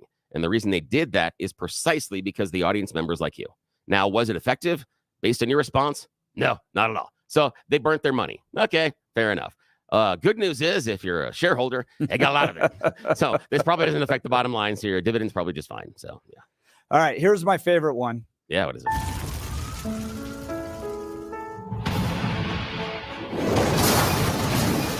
Thank you, Agent State Farm. Like a good neighbor, State Farm is there. Cut. Hey, Arnold, I'm hearing neighbor. It's neighbor. That's what I said. Neighbor. Neighbor. Neighbor. Let's go again. Like a good neighbor, State Farm is there. Cut. Now what? Neighbor. Yeah, neighbor. Just like it's written on the paper. Neighbor! That was the sheep. And you know it. Neighbor. That's Still my favorite. no. Neighbor. Neighbor. Bar. Bar. This lady's in labor. Cut. Arnold, got a bit of a script change. You'll love this. Thank you, Agent State Farm. Like a good neighbor, State Farm And is then there. Danny DeVito shows up at the end. Backstabber. I'm a backstabber. So you got end up with the tagline being said for an entire minute. Yeah. The tagline being said for an entire minute in a very funny way. That's memorable. Now, did they sell insurance? No, but it's like half of the Geico commercials aren't selling insurance. And they are where they're operating. That's a branding issue. What Right. they're doing is and the same thing with Geico commercials. They're operating on a level that they're trying to reinforce the name of the brand. Yep. And for me, that is incredibly clever, and in part because of the lead up. You had the lead up that they were going to do some sort of an action movie, and Arnold was going to be involved, but the joke was the good neighbor. They never teased that in the lead up, which was so smart because so many other agencies would have been tempted to give away the joke early. And the twist with Danny DeVito, again, if you're an 80s, 90s movies fan, you get it. You get the Twins reference of what they're doing in the movie. And so that's a callback to what they did in Twins, which is wonderful at the end. And that tagline at the end, he's like, yo, backstabber. He goes, that's backstabber. That's wonderful. It closes the loop on the entire story. It was very, very well executed. And we saw where everything was going. And the Arnold twist with DeVito at the end, that's the cherry on top. That was really well executed. And for me, the best shot was where Arnold's hiding in the leaves. And he goes, neighbor. And then he goes back and he goes, no. That's the best shot of the entire commercial. That's a good one. That was really well done. Why do you think they continue to do this Gronk kick the field goal, miss the field goal thing? I don't know. And it was so short. People were people allowed to bet on this? I don't get into sports betting. Yes. And this is the whole idea. One, like you, I don't understand it, but the idea is it's FanDuel. So they're trying to get people involved in betting. And there's something else that popped in my weird little brain that I'll tell you in a second that I didn't know until yesterday.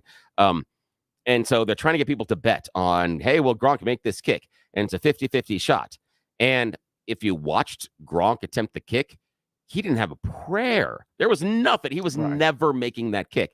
And in part because watch his approach. On his basic approach, he was going to miss. My son called it before. He goes, Gronk took one step and he goes, oh, he's going to miss. And it is. You watch his approach, he's going to miss. Because he has no idea. It's as if he never practiced. And then it just goes away. Yeah. It's like he misses and then the ad ends. Yeah, it doesn't bizarre. make any sense. Yeah, I don't think they'll do that again. It's phenomenally stupid. Although here's something I found out yesterday. I didn't know this until yesterday. ESPN now has their own betting service. ESPN betting. You can bet through ESPN now. That just breaks my head. I don't get either. into the sports betting. I don't either. To me, it's like burning money. Yeah, me too. And I'm definitely not smart enough to pick the right team. So yeah, it is definitely burning money on my part. Yeah. My boy's favorite one, YouTube Eagles, where good. the Eagles and the Ravens flew around. They thought that was pretty. Those are really pretty fun. My wife's favorite, the Twisters. She loves that movie Twister. Right. I mean, that is her go-to. Boring. I'm going to turn on that movie, watch it. We all have that movie, right? Do you have that movie? What's that movie for you? Oh, there are a couple of them that I go to. One of the ones that I'll go to over and over and over again is Quentin Tarantino's Jackie Brown, because I think, it is such a wonderful study of character development and dialogue. Okay. It is fan-freaking-tastic. How the characters develop and the conversations and how the conversations alone move the narrative plot forward, to me, is a masterpiece. It is so good. All of his other films get so much more attention. To me, that is a gem because it excels in what he truly excels at. He has a reputation for the blood and the guts. But core, what Tarantino does better than anybody else is dialogue. Hands down. Anybody can make blood happen. So hers is Twister. Yeah. To see Twisters coming out finally. Saw that. You know, that's going to be a good one. Now, when you said Twister, I thought you were thinking the Oreo Twister.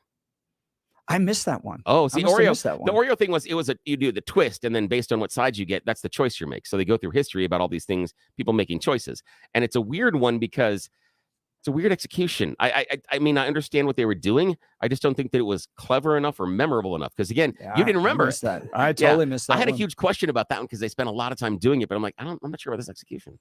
All right. So the Dove ad about women's body types. Here's the discussion in our house. They end up with the line at the very end: 45% of girls quit sports in high school, and they said due to body type issues. Yeah, kind of that type of thing. I think it would have been really bold of Dove to take on men and women's sports, because you want to talk about the real fairness issue. The real fairness issue, women's body types, when you have these like jacked out guys dominating in basketball, dominating in track, taking away women's ability to place in state championships, those types of things. I think if Dove really wanted to defend women body types. Yeah. Now, here's the interesting thing, and that earlier in our conversation, you were talking about how you can't believe that all these ads were being so political and so woke. And then your complaint or critique, really not complaint, but critique of the Dove is that it wasn't political or woke enough, at least the one that you wanted. It's woke on that side. Yeah. And so that's the issue. You're not worried necessarily about them being political or woke. You're just worried about the message because you disagree with the message. That's what I'm hearing. And what I've got with the Dove thing is I understand and I agree with you. Again, on the transgender athletes, I would 110% agree with you when the physical build of the competitor matters. I don't think it matters to have transgenders in chess club. I don't think it matters. That to me it's completely irrelevant. Do they have men's and women's chess clubs? Oddly enough, yes. Really? Yeah. When you compete professionally, it's men's and women's. And to me, that's stupid. Again, open it up, bigger prizes. Who cares? To me, it's dumb. But absolutely, there's a biological difference. Absolutely, there's a biological advantages to have someone that was born with male chromosomes competing as a transgendered athlete. 110%. The reason I don't think Dove took it on is because while people are talking about it, it is such a small segment of the population. The individuals that day to day are impacted by that are a small set. The individuals that are impacted larger by their basic message is larger. That's all they're doing. They're just trying to. They have the largest audience possible. They're trying to throw the largest possible net. I don't disagree with you. I think that is an effective ad, and I think they should. I would 110% endorse them doing that. I just think that on this stage, they need to cast a wider net. For me, I would target some women's sports. That Dove ad should air during the Women's College Basketball National Championship game. That's where I would put it. During the women's soccer matches, that ad about Dove and men's women's sports, that's where that airs, because that's your population that is being affected, and that's a population that's going to feel the impact. On this one, I will just say they're casting a larger net. That's the reason why I believe they did that in this case. I want to have this conversation about body types, anorexia, bulimia, all this stuff, because I remember being in high school and that being a really big issue. Yeah. Like half my friends, half my girlfriends dealing with that. And is it still a big issue for young girls today? Is it still? Huge. I don't feel like I hear about it as much. It's worse. Today? It is worse today. It is 10 Bulimia times. and anorexia are worse 10 today times than they worse. were in the 90s. Yep, and I'll tell you why. You know why? I'll show you. This thing in my hand. Phone? Oh, social media stuff. That's the reason. Interesting. That's the reason. I it want to is. hear from folks on what you thought about this year's ads, whether or not you thought they worked. He Gets Us ads, the Dove, the bullying ads from the NFL. Which one was your favorite? Electric cars. South Dakota put an ad out. Was that just run in Colorado, or is that a national ad? Oh, that's a good question. I don't know, actually, because that could be regional. That'd be weird to think that you're advertising in Florida for South Dakota visitors, but you could. I don't know. It'd be a lot of money, though. And There now, you wait go. a minute. How much money does a South Dakota, people at their tourism board have if they're doing a Super Bowl ad? Buy a Super Bowl ad. Wait a minute. Give us a call, 303-696-1971, 303-696-1971, or text us on the 710 KNUS app. At the top of the 8 o'clock hour, Joshua Sharf, live from Israel. You're listening to The Jeff and Bill Show. News Talk 710 KNUS.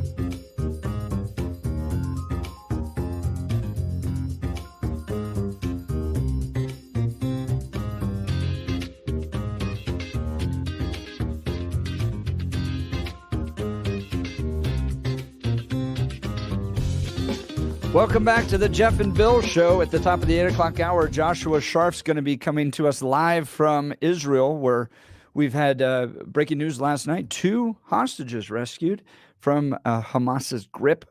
Great news on that. So be good to catch up with Joshua while he's there. And then we're going to get into Mike Johnston's, oh boy, teenage temper tantrum that he threw over the fact that Republicans didn't send him a lot of money to deal with illegal immigration. So all of that in the 8 o'clock and 9 o'clock hour. It's going to be a wild show. We've been talking Super Bowl this last hour, and the He Gets Us ad campaigns and the woke television commercials, all that. Some interesting pushback on the He Gets Us campaign from the guys over at the Babylon Bee, that there's a reason the He Gets Us commercial didn't show a liberal washing the feet of someone in a MAGA hat or a BLM protester washing another officer's feet. That would actually be subversive, because they were strictly following the oppressed v. oppressor intersectionality guidelines. This tells me they were either A, trying to sell Jesus to leftists by hinting Jesus thinks just like them, or B, cynically using Jesus to sell a political movement. Bill, do you think this is an effort to push a political movement? No, not at all. And the part to me that I look at is, again, we have an overarching brand, but if the Babylon Bee feels that this was reaching out to a population that may have rejected the message of Christ, then isn't that the point? I'm just guessing. That's their argument. If they feel that it is reaching out and providing a different filter, and you're trying to get more people to come through the doors, that's part of the idea of advertisements. I mean, we talked about the BMW and the EVs. That's part of what they were looking at, is the idea of BMW saying, hey, if you're looking for all the technology and all this and this, and you want an EV thing's important to you, this is what we got. Let us know. Did the He Get Us ads work for you? Or were they a little turning off? Give us a call, 303-696-1971, 303-696-1971. Up next, Joshua Sharf. You're listening to the Jeff and Bill Show. News Talk 710 KNUS.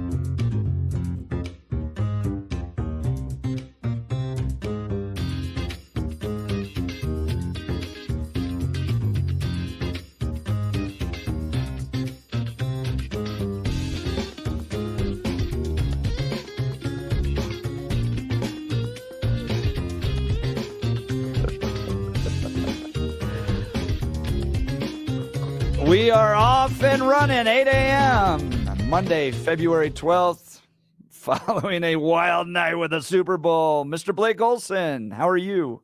All right, Jeff, appreciate it. Good to talk to you. It's 27 and mostly cloudy in Denver, expecting highs in the low 50s. The 7-10 5-day forecast is coming up. Our top story, millions tuned in as the Kansas City Chiefs became back-to-back Super Bowl champions.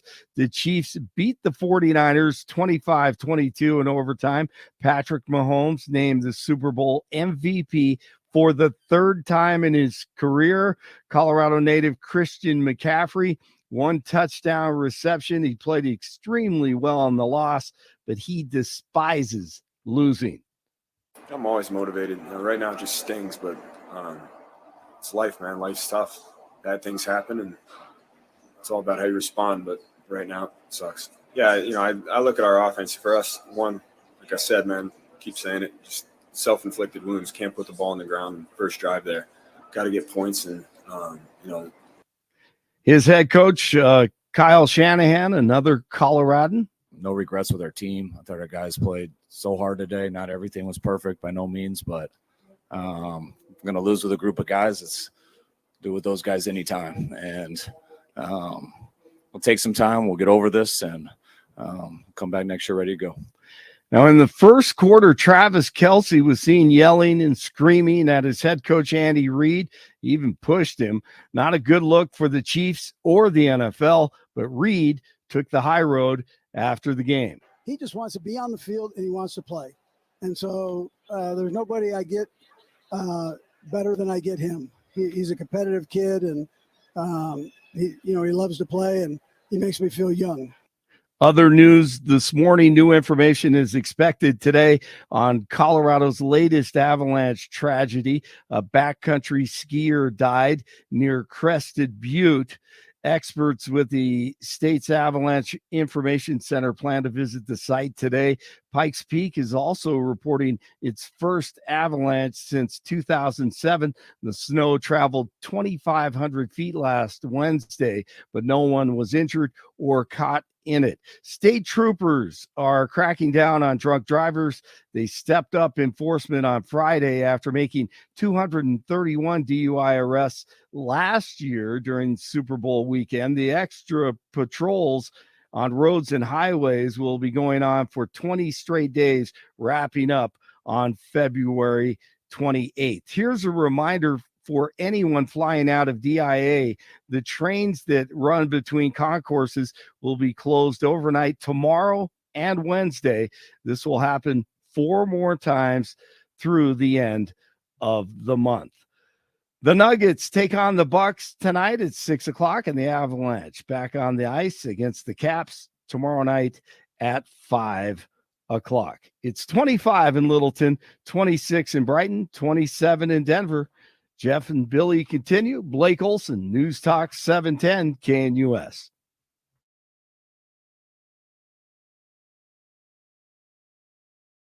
Want to take your favorite radio station wherever you go? Well, now there's an app for that. No matter where you are, stream your favorite shows. Tap the app to listen to podcasts. Talk back to your favorite local hosts. At the tone, leave a message. Call the show. Set your alarm. Enter contests and win prizes. All in the palm of your hand. Available now for iOS and Android devices in the App Store or Google Play. And best of all, it's free. Download today.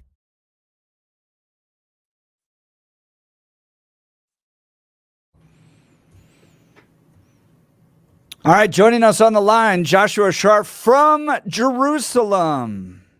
Good morning, Joshua. What time is it there? You're well into the afternoon at this point, right? Good evening. It is 5 p.m. and I'm actually just south of Jerusalem in a little suburb called Efrat.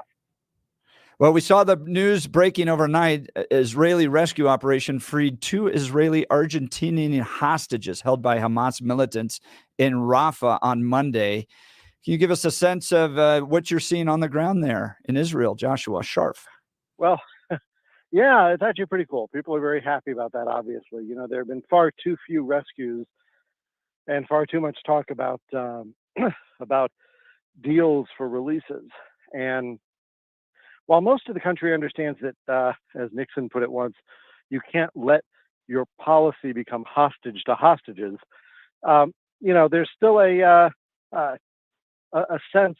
There's still very much a familial sense in the country that everyone is kind of in things together, and it's very difficult. You can't say it's very difficult at a practical level to simply write people off. And so when you get a rescue, and this, by the way, these kinds of operations are incredibly difficult and incredibly delicate. They had called it off a few times because they weren't sure that they could get in there before Hamas, and get the sufficient surprise, which means like total tactical and strategic surprise, so that Hamas wouldn't just kill the guys. And so they were able to do that this time, and everyone's very happy about that. That's great. So Joshua, give us an update on what you're doing out there. Last time we checked in with you, you were helping pick oranges. Yes, I spent the day picking oranges, and then I went out on Friday. I went out with there's a group called Unity Warriors, and they do tremendous work. Most of what they do is geared towards helping local, not necessarily military, but frequently military, and then communal defense organizations have they give them provide for them trauma kits, and if those kits had been available on October 7th, it probably would have saved many lives.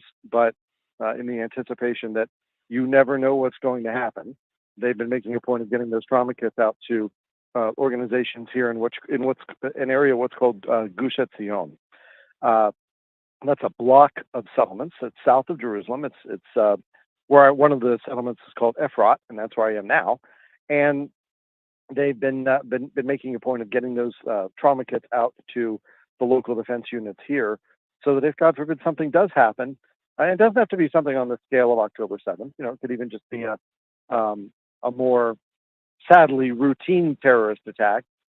You could they'll be able to hopefully treat the wounded at the site, and that could end up saving any number of lives. So what I did was a little something different from that.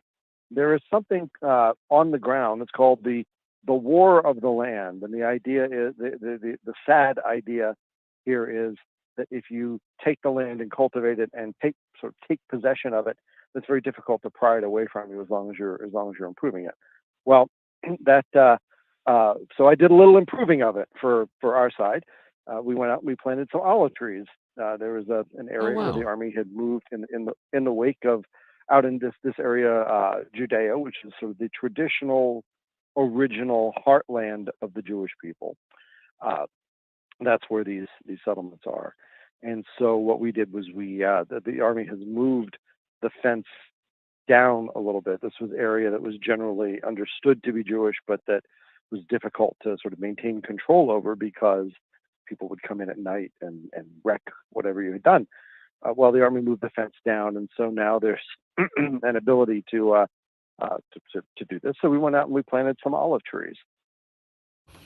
Planting peaceful olive trees, isn't right? We got extended olive branch, right? Well, it was really, I don't know about that right now, but yeah, I mean, it was there is, as Solomon said, a time for peace and a time for war. And unfortunately, right now it is time for the latter. But this was, we planted about 6 olive trees, which is part of a larger ongoing project for that particular piece of land to bring it under cultivation, and therefore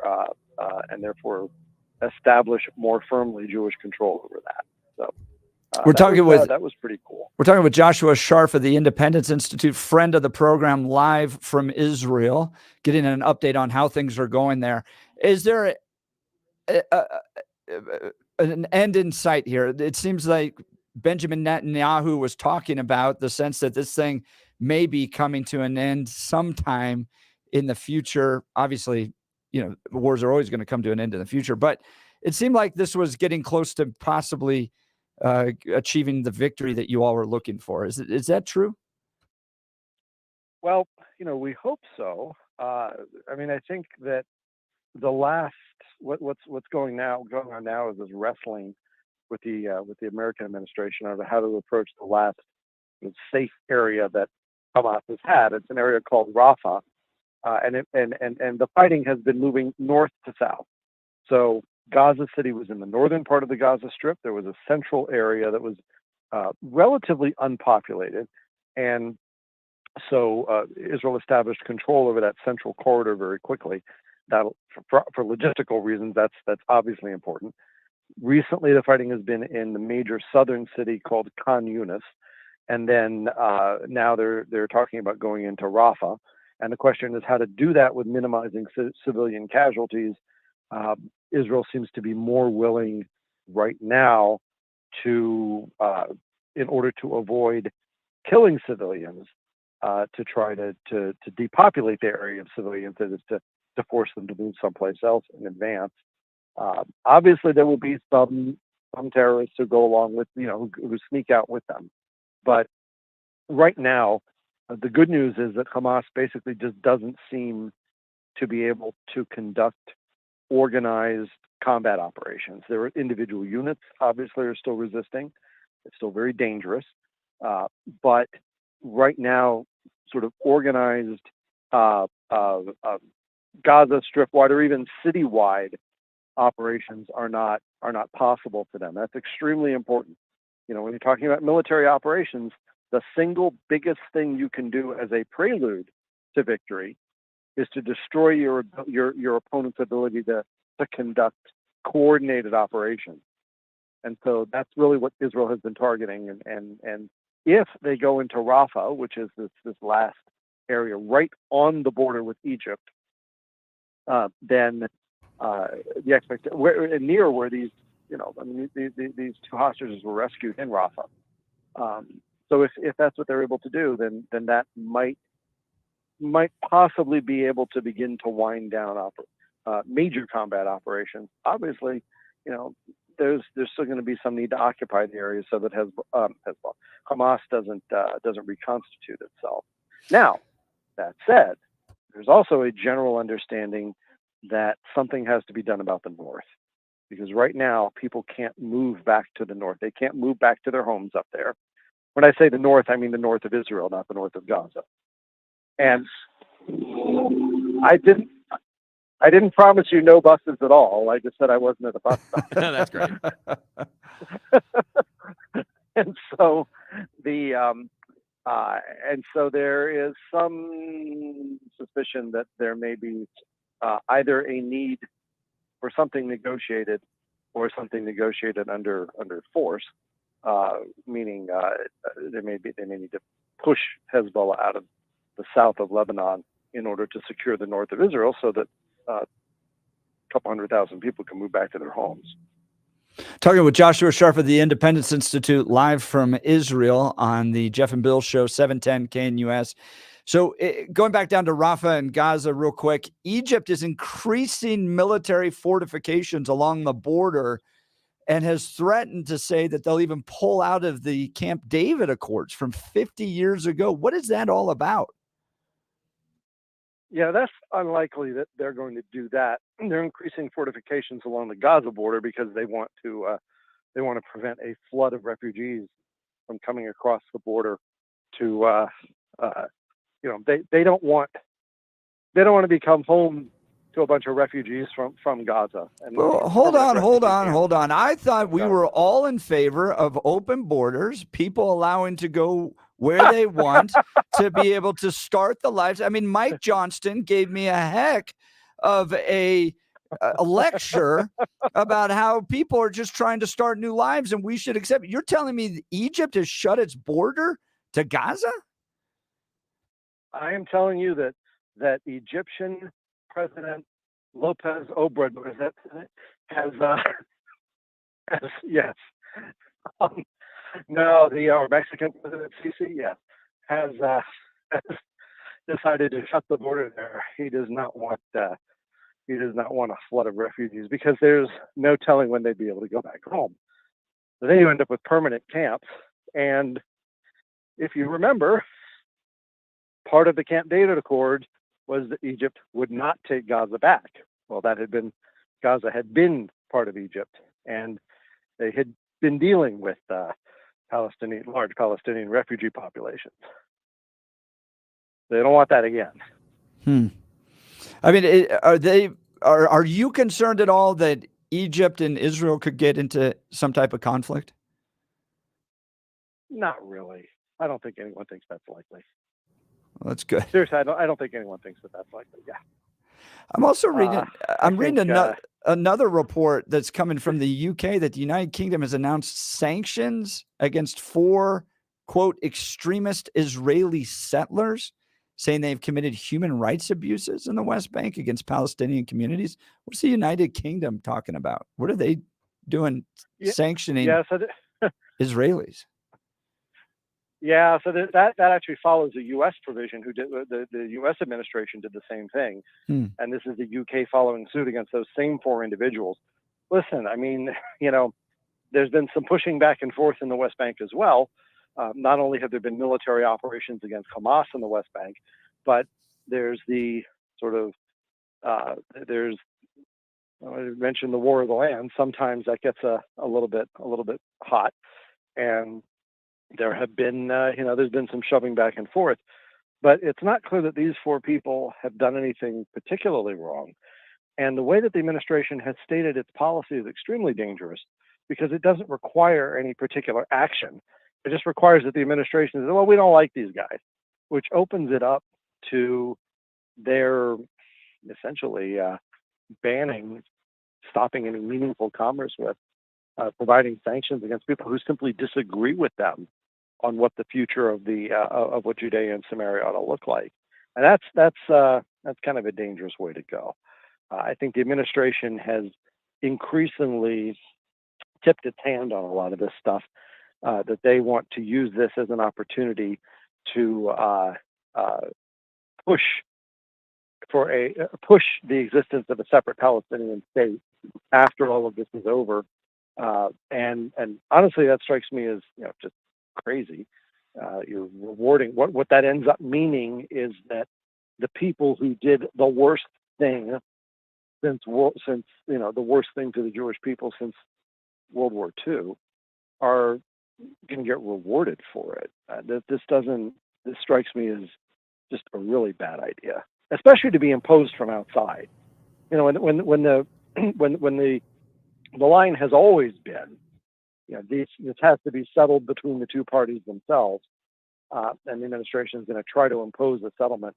Then I mean that never works, and I realize part of their thinking is that if you can settle that, then you can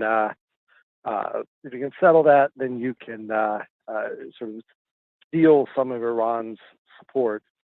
But Hezbollah doesn't care about the Palestinians, and Iran doesn't care about the Palestinians, and so that really is not. I think it's just deeply flawed thinking.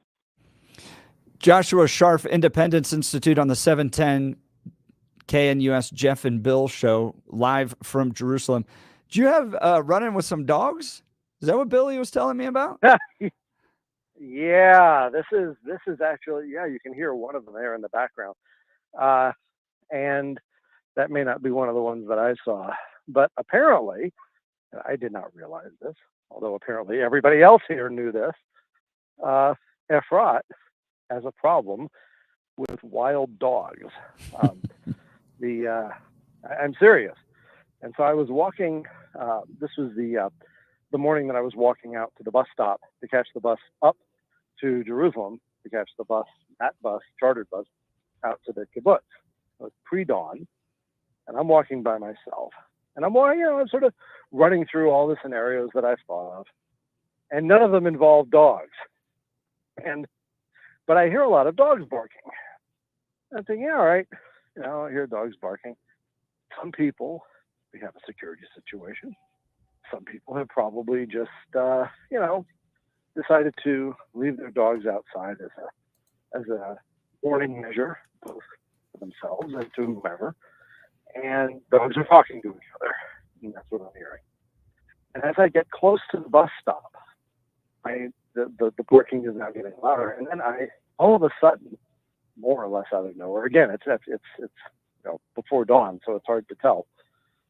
I see about 8 dogs coming at me, and one of them, and they're barking and yapping, and normally you would think, okay, fine, I'm not going to play with you, but you're not particularly troublesome. I'm just going to walk on by. And one of them, the leader, evidently the leader, he seemed to mean business. I mean, he was baring teeth, he was edging closer, and I'm sort of trying to, and there's body language you can use to try to back them down. You pull yourself up to your full height, you stand erect, you lean in a little bit maybe, you don't give ground, and maybe there's enough of the domestication left in them to kind of react to that, react to body language that's been bred into them over several thousand years. Well, the leader here was not having any of that, and he continued to sort of edge close. And then he decided he was going to sort of move around to the side between me and the bus stop, and then eventually get behind me. And at that point, things started to get a little dicey, because it's one thing if they're all in front of you, and you can pick on the one guy who's a problem, and they're all sort of in front of you, but when he's moving around behind me, now I got to turn my back on the others to look at him. This is beginning to become actually kind of a threatening situation. I mean, this is not a joke. At that point, the bus driver heard what was going on, got out of the bus, had some kind of rod with him, long stick, and that was enough to get them to scatter, and that was good. But this is serious business. So I went back and I looked up, Efrat wild dogs. It turns out, like I say, this is a known problem. So much so that the city youth baseball team a few years ago was named the Efrat Wild Dogs. They named it after them. Yeah. No and way. the son of my host, where I'm staying, where my friend from Denver played on that team, so they knew this. And then so it turns out there were a couple of things that I could have done. One thing that I could have done that I didn't think about at the time, and also I didn't want to sort of take my eye off what was going on. But my phone has a fairly bright flashlight, so you shine that in the eye of the dog, straight into the eye of the lead dog, and he's going to have to sort of turn his head to the side, and that's kind of hard to make a charge when you're turning your head. So that might have helped.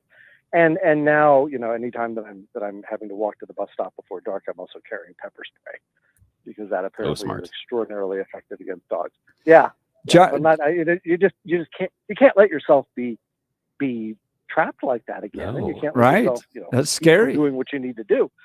But yeah, no, this was real business. This was not a contingency that I had been running through in my head, and yet there we were. So Joshua Sharp with the Bob Barker spay and neuter your pets message all the way from Israel. Also, good tips for what we're going to have to deal with now living in Colorado when you go camping in the mountains. How to take the alpha male out in a pack when you're being attacked. My goodness. Yeah, no, bear spray works on wolves too, I would assume. But there's that's just how it is. One thing that I did today, when we'll wrap it up with that, I took the bus out to a little place near Tel Aviv called Ramat Gan. Or Tel Shomer actually, and there's a hospital there that is a rehabilitation hospital for the IDF soldiers who come back injured, and you can walk in and you can visit them and talk to them. I had a chance to do that and let them know that it's not just people in Israel who support and appreciate what they've been doing. They have a bigger fan base. I talked to one guy who had lost his arm and was doing rehab from that. Wow. Another gal who had lost both of her legs. She wasn't feeling particularly well. She didn't want to converse too much, but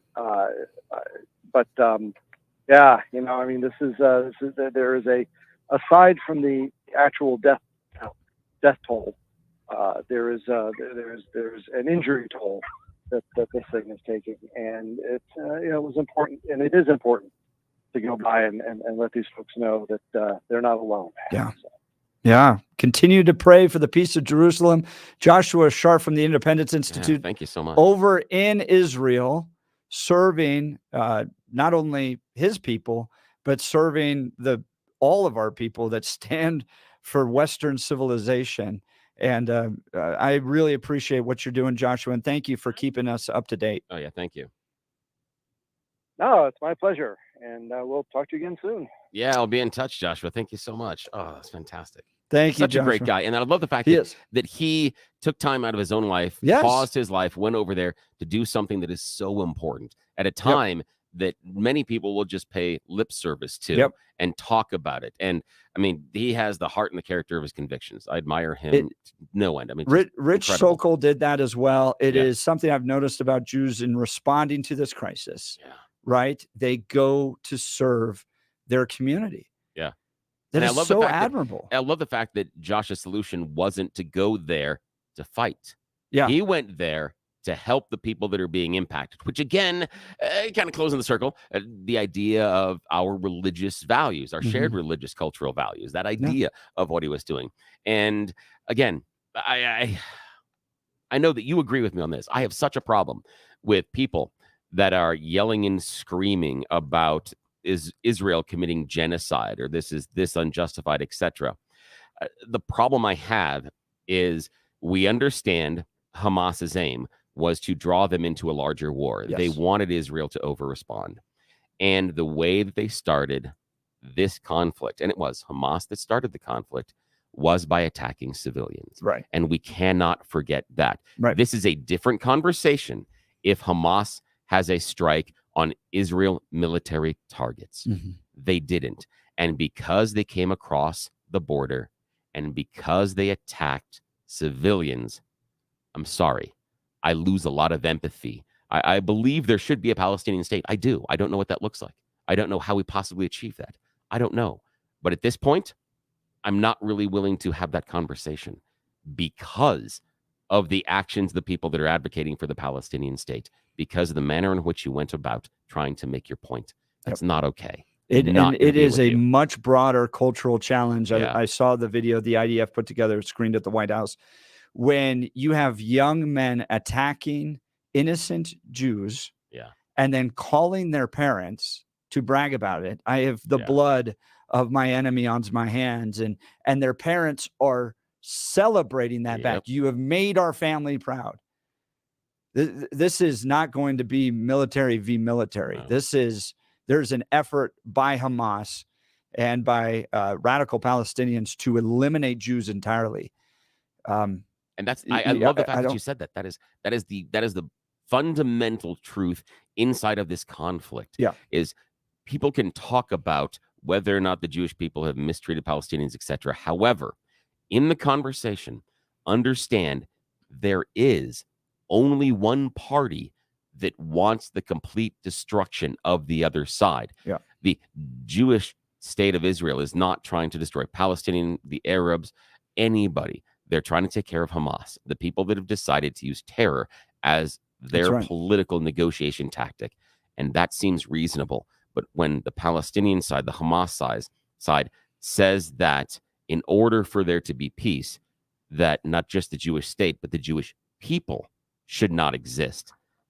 There's no equation between that. You can't sit here and have any sort of moral relativism. There's no. I agree with you, Bill. I agree. Yeah. And Palestinians, have they been mistreated? Has it been wrong? Yes, absolutely. No, that's not clean on Israel's hands. But doesn't mean that what Palestine did was okay. Not Palestine, sorry. Hamas. It is. I will make the differentiation. There is a differentiation.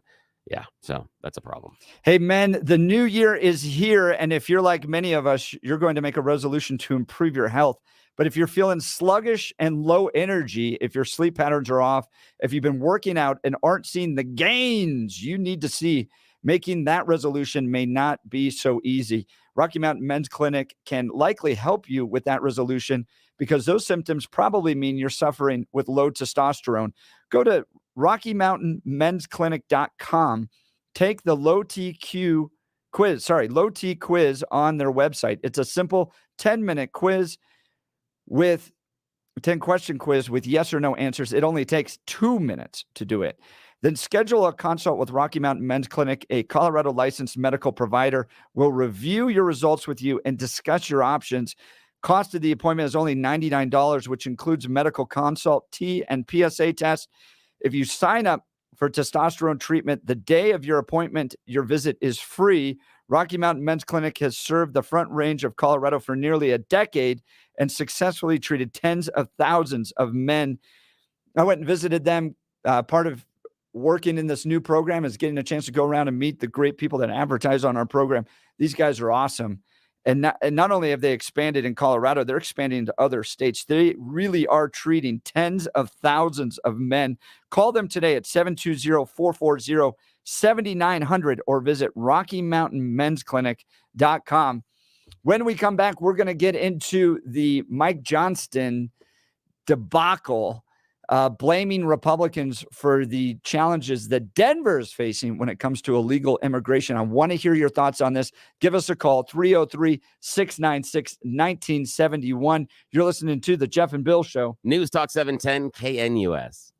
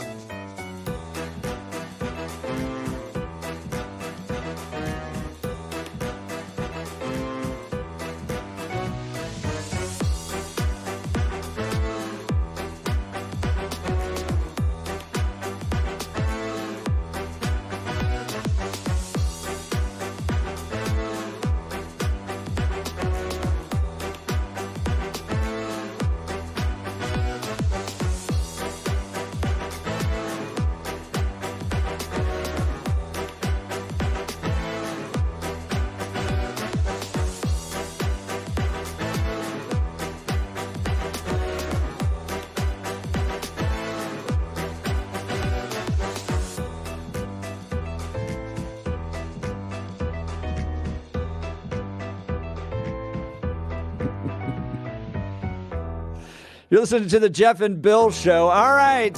Mike Johnston, the mayor of Denver, is stuck. He's in a pickle. Denver cuts services in response to the migrant crisis that's costing the city $180 million. Denver Mayor Mike Johnston announced cuts to the DMV and Parks and Recreation in response to the migrant crisis. Denver will cut hours at recreation centers. This is a report from the Colorado Sun. And in-person vehicle registration renewals and eliminate spring flower beds. Oh, no. To save $5 million a year. $5 million. So he was able to cut $5 million out of $180 million. A response to the migrant crisis that is expected to cost the city $180 million. Mayor Mike Johnston on Friday blasted Congress for failing this week to pass a $118.3 billion bill aimed at stopping the flow of illegal entry at the southern border and making it easier for migrants who enter legally to get work permits. About 40,000 migrants, mostly from Venezuela, have arrived in Denver over the past year, and more than 3,500 are living in, I love how they put this, city-funded hotel rooms. No, those are taxpayer-funded hotel rooms. So you, the taxpayers, are paying for 3,500 of them to be living in the city. Thousands took bus rides to other American cities after arriving in Denver, and an unknown number are trying to stay in the city, find jobs, and send their kids to school. Denver has received more migrants per capita than any other city in the nation, the mayor has said. Denver set up emergency operations to welcome the new arrivals, opened city buildings as shelters, and is organizing clinics to help those who are eligible apply for work authorization.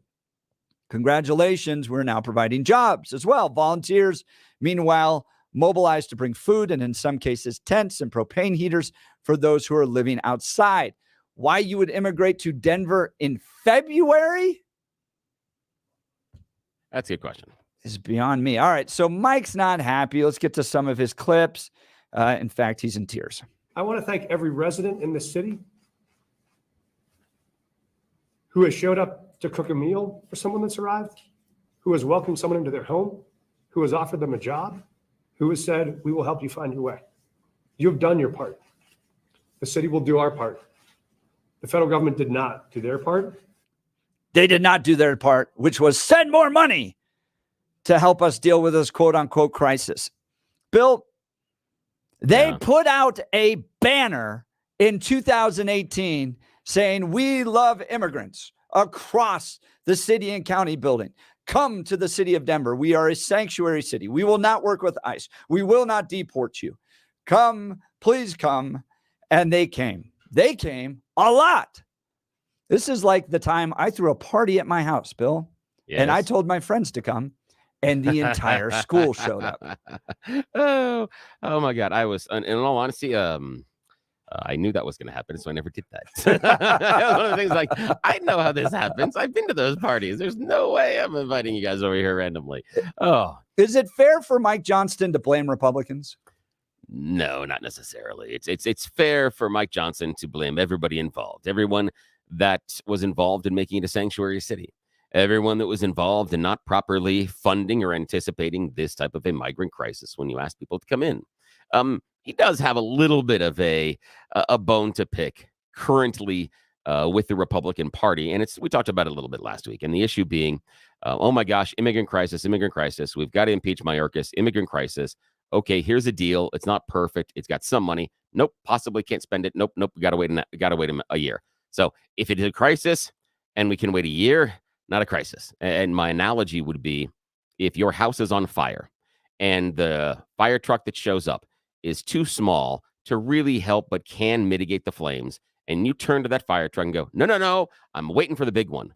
You don't get to complain about the extra damage to your house. You just don't. So that's the issue here, is if the Republicans don't take the deal, you don't get to complain anymore about any extra damage. There was a place and a portion to mitigate some of it. Was it perfect? No, not in the least.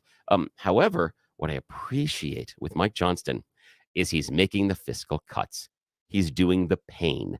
He's not saying, we will magically find more money and we will do it from raising your taxes. Woo! He's not doing that. He's not doing the typical Democrat thing. If this was a Democrat thing, He'd be coming in going, this is why we need the Tabor, and this is why I'm going to raise your taxes because we have to. No. He's saying, okay, we have this issue. He's doing the fiscal thing. I was shocked. We can talk about whether or not enough money or anything else. $5 million. It's not that much. Absolutely. I mean, they're not going to do spring flower beds. I know, but did you ever expect a Denver mayor to go, you know what, we can't pay for everything. Here are the cuts. I'm sorry. Whether or not I agree with him, I went, remember? I had that Scooby-Doo moment and went, hang on. Yeah, you mean the first word out of your mouth isn't more taxes? Now, I'm sure that's coming. But at this point, yeah, $5 million. That's not. You're right. You're absolutely right. Spring flower bed. So yeah. Polis goes and tweets at least that we need to address the border issue, right? Yeah. We need to kind of shut down the border and address now that. He's worried, right? Yeah, now it's an issue. Johnston takes the kind of traditional leftist liberal approach, which is let's get into the journey and the story. Here's Mike Johnston, mayor of Denver. And when you decide you're willing to take your 5-year-old and your 13-year-old and walk 3,000 miles to get here, but you're afraid that actually your 13-year-old daughter might get raped on the way through the Darien Gap, so you have to leave her in Colombia while you take your 5-year-old and walk 3,000 miles. And you have to hold that 5-year-old's hand while he watches as a mom and an 8-year-old and a dog make their way through an incredibly treacherous mountain pass. And the 8-year-old's worried that the dog is about to fall off the edge of the mountain, so reaches to grab the dog, and the dog goes over the edge, and the child goes over the edge, and the mom goes over the edge chasing that child and that dog, and the dad is standing there watching his entire family be lost in a matter of seconds. And why those folks get up the next day and keep walking and keep walking and keep walking until they get to this country. They believed it when we put on the bottom of the Statue of Liberty, we hold these truths to be self-evident, that all are created equal. So I wrote on the Statue of Liberty is that please send us your huddled masses yearning to breathe free. These are folks yearning to breathe free. And they believed in the promise this country made that they could breathe free.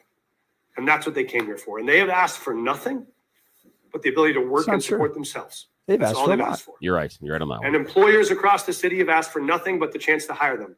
And the federal government this week said those folks who want to work in this country cannot be employed by people in this country who want to hire them. That is the crisis. No, that is not the crisis. The crisis isn't that the federal government saying you can't be hired when you get here illegally. Bill, we've historically been a country, right, that Mike Johnston taps into. Statue of Liberty, bring us your huddled masses yearning for freedom. Yeah. Is he equivocating coming legally and illegally? Well, is that a blanket statement to be able to go, anybody who wants to come to this country, even if they come illegally, it's okay because we said in the Statue of Liberty, bring us your huddled masses yearning for freedom? It's a touch more complicated than that, only because the entire history of America, we haven't always had rules about immigration. There was a portion of time in our country where if you made it to the coast, you're good. If you made it to Ellis Island, you're good. And that includes times in which we had the Statue of Liberty. And in that engraving on the Statue of Liberty, it never says you're legal immigrants. So I understand where he's coming from. However, I do have a problem with his fundamental filter, and I appreciate the story, and it's heart-wrenching.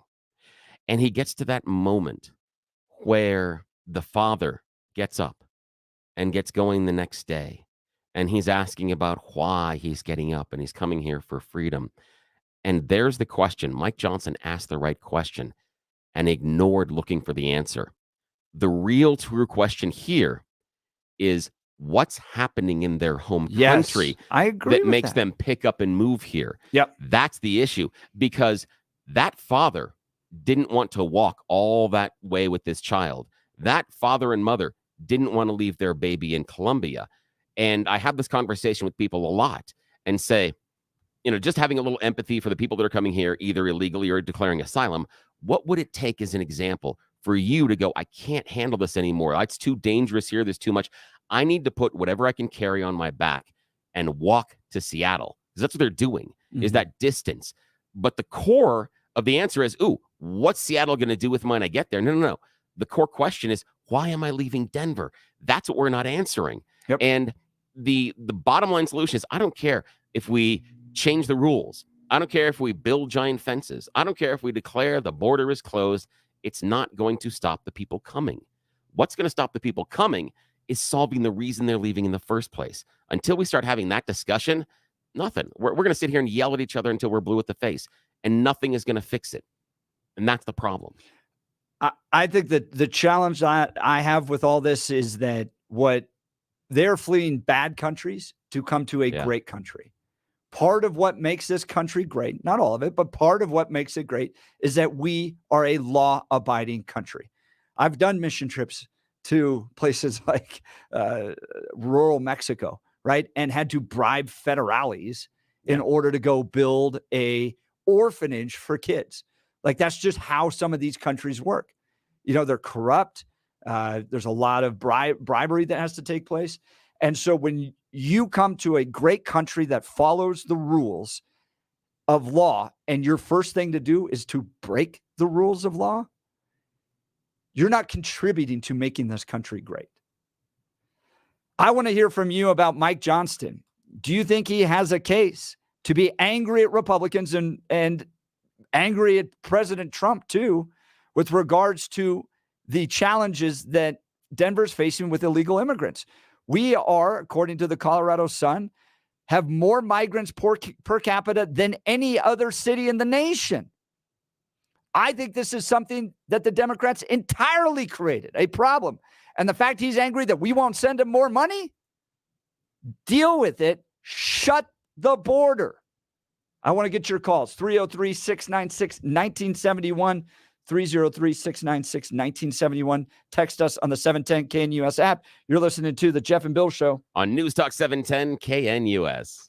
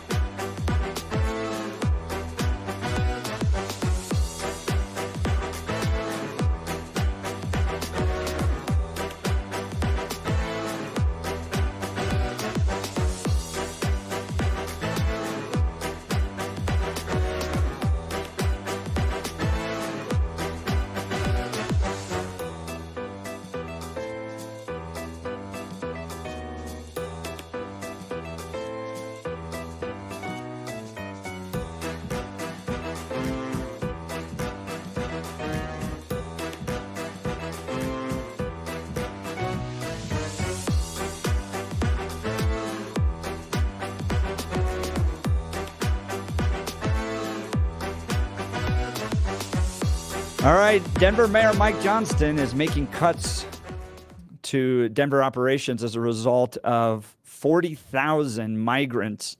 Denver has received more migrants per capita than any other city in the nation. Here are some of the services he's cutting. I'm here to talk a little bit. Thank you all so much for being here this morning.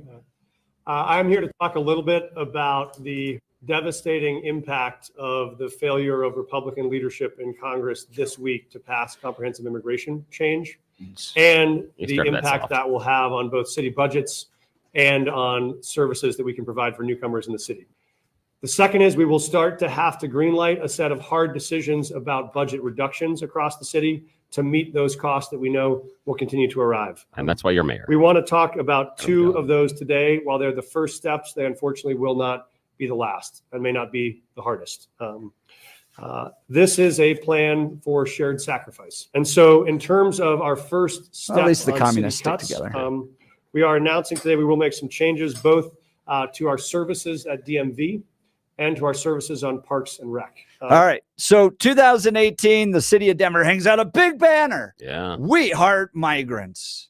They decide we're not going to work with ICE. We are a sanctuary city by 2023. 40,000 migrants, illegal immigrants, mostly from Venezuela, have arrived to Denver. And now we are in a financial crisis. So what does the mayor do? It's the Republicans' fault because you won't give us more money to deal with this. All right, go into the lines. Jay, you're on the Jeff and Bill show. Gosh darn it, they're taxing us hardworking people that are born and raised here. You know, we're the ones suffering, and we're given all this. We are the most giving people in America. Yep. And dang it, but they're trashing. They come here, why? For a better life.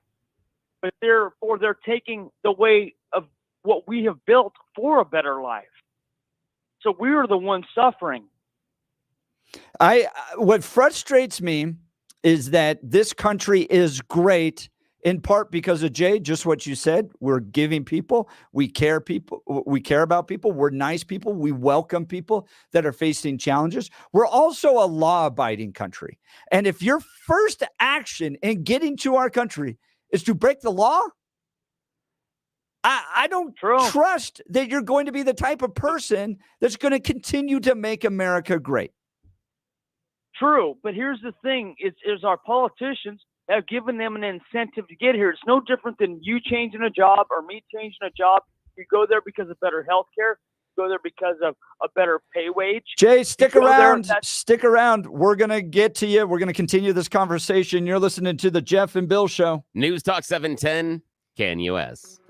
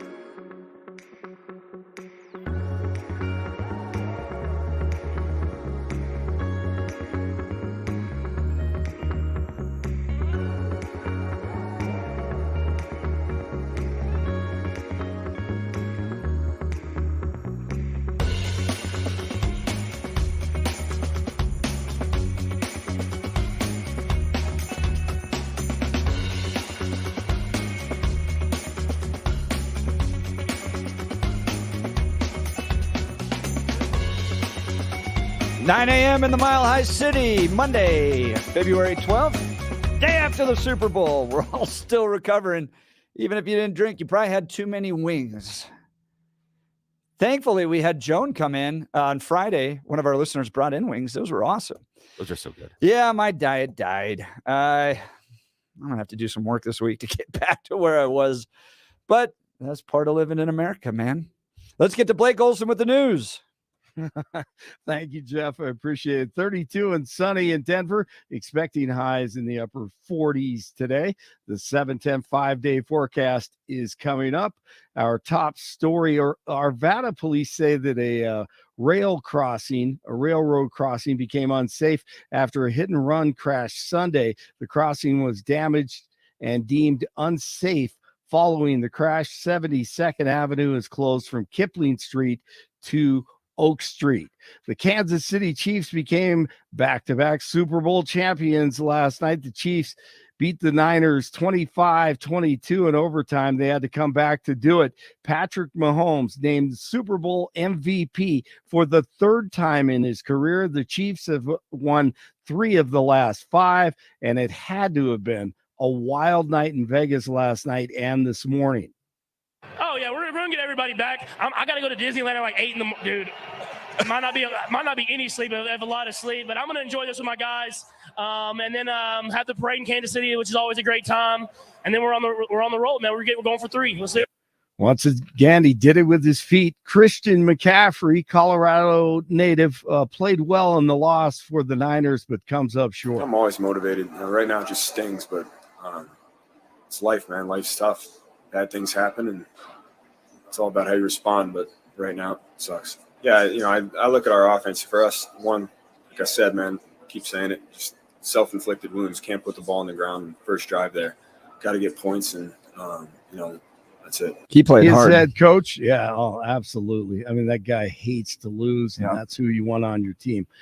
Coloradan Kyle Shanahan, the head coach of the Niners.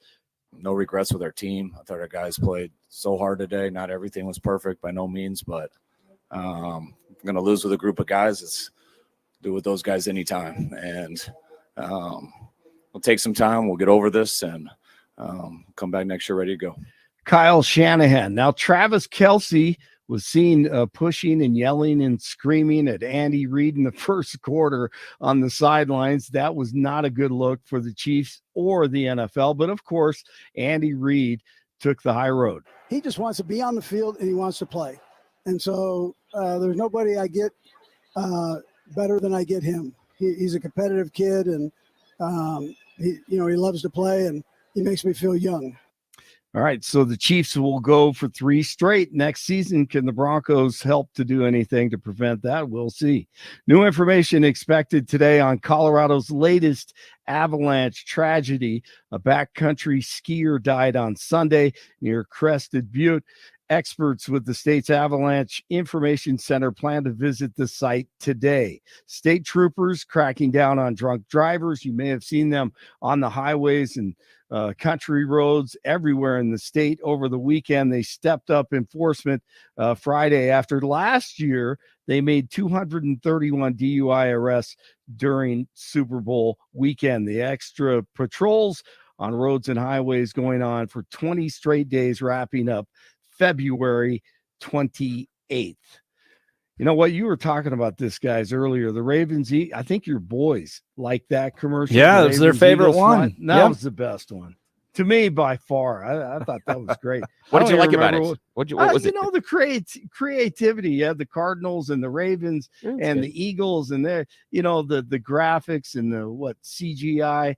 My boys loved it too. I like that one. The color. Cool. Yeah, the creativity. I think that's what Super Bowl commercials are all about. Nuggets at the Bucks tonight at 6:00. Avalanche at the Capitals tomorrow night. 29 in Lafayette, 30 in Lone Tree, and 32 in Denver. Jeff and Bill continue. Blake Olson, News Talk 710 KNUS.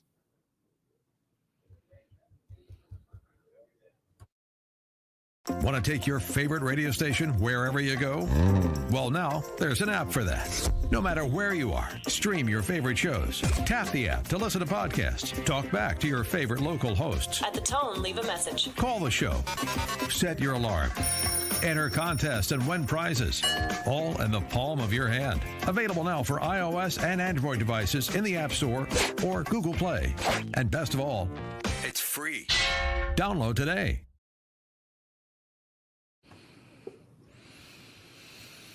All right, Mayor Mike Johnston's angry, not at the illegal immigrants coming to the city of Denver, but to the Republicans in Congress for not giving him more money to deal with them.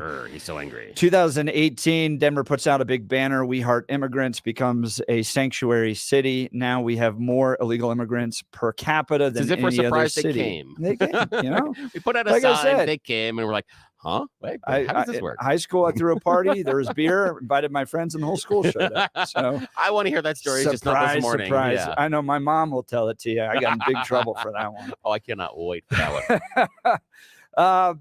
So we're taking your calls here. This is Mike Johnston blaming Trump and the Republicans. Today is a day that residents of Denver should be heartbroken and they should be furious. Because we know we have a humanitarian crisis in this city trying to welcome newcomers to build a new life. We also know we're facing a financial crisis in the city trying to marshal the resources people need to survive. And we also know people in Denver are doing everything they can every day. Folks are finding time out of their day to be able to cook meals for migrants that need them, to be able to bring people into their home, to be able to provide legal services for work authorization in buildings like this one. All that we asked is for a federal government to do the very minimum of their part to help alleviate this crisis. And they showed signs of being able to do that. We actually had a bipartisan Senate deal that would have addressed the needs that we had. It would have put more resources at the border to establish border security, would have increased the speed of asylum processing so people could actually get work authorization, would have helped give resources to a city like ours so we could address this crisis in a responsible way. And actually, those senators reached bipartisan agreement. That bill did not fail because they couldn't find a solution that would solve the problem. The bill failed because they did find a solution that would solve the problem. And that was the most threatening of all to Donald Trump. And he intervened with House Republican leadership to kill that bill just so this crisis would continue, just so he thinks he has a better chance of re-election. How dare you kill that bill? I needed money. And he only did that because he wants to be reelected. Jay? We're surprised you didn't talk about the taxes. That was surprised. I kept waiting. I kept holding my breath. I'm like, and where's the tax increase? Yeah. Let's go to line one with Jay. Jay, what do you think about Mike Johnston on this? Oh, I love you guys. I just want to say, if we didn't give them an incentive to come here, like if you quit a job, you're going there for a better life. So I don't criticize them for coming here for wanting a better life, but our Congress and our government in the whole, so Denver is giving them an incentive. Can you imagine? Oh, rent free. Oh, free food, free cell phone. That's an incentive. So like if somebody offers you a different pay for a better job, you're going to take that, which is the same dynamics of the whole situation. We are giving them the whole incentive to come here to better their lives. So I don't criticize them for coming here. There's all they're trying to do is better their life. Like you would go take a different job for better pay. It's that simple in my eyes. In Congress and all these people, they don't have a problem spending our tax dollars because it doesn't come out of their pocket. So they're spending our money and don't care about us that are giving them the money to spend. Yep. It's an oxymoron of a process. That's a good point. That's what's aggravating to us. I mean, just per se, I'm selling my corn. Well, which feedlot is going to buy my corn, give me the best price for my corn? Right. Well, I'm going to go to whichever feedlot's going to give me the better price for my corn. And so it's the same dynamic of the whole situation. So we got to quit with the incentives for these people to get here. You got a free house, if we would cut off the incentives, they wouldn't keep coming. Point blank. Am I wrong or am I right? Yep, you're exactly right. And their incentives, as you said, paid for by the tax dollars. Jay, thanks so much. We're going to get to some other callers because we are jam-packed on the phone lines. Jay's line just got taken up. So stand by. Lewis, let's go to you. Lewis, line 2. Jeff and Bill. Show. Brother, two things for Johnson. One, Biden doesn't need any legislators to do what Trump did. He can just do it with a pen. We know that. And for Mike Johnson, he wants this law. He wanted this law, blaming the Republicans. Will he be willing to take the first 5,000 that comes in the first day from this law? Will he be willing to take those in? I doubt it, because that's what the law says. 5,000 a day, and Biden can say, you know what? We're not going to just do 5,000 a day. We're going to remove that. All right. So right. President has that power. Right. Is Johnson willing to take in the first 5,000 if that law passed? And stop blaming the Republicans. Trump did it by what? Executive order saying shut the border down, build a wall, remain in Mexico, and we have a door. It's called the port of entry. My parents came in through Ellis Island, okay?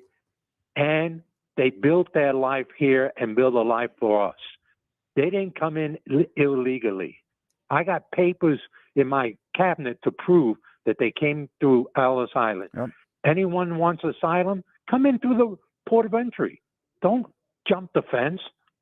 That's all I got to say, There's a brother. sense of fairness. You're exactly right, Lewis. Thanks so much for the call. Let's go to Jamie next. There's a sense of fairness that people get frustrated with. It's fairness with regards to the rules and order, and it's fairness with regards to tax dollars, their tax dollars being spent on people that didn't follow the rules and order. And look, the conservative viewpoint on this is not anti-immigrant. It is not xenophobic. It's not racist.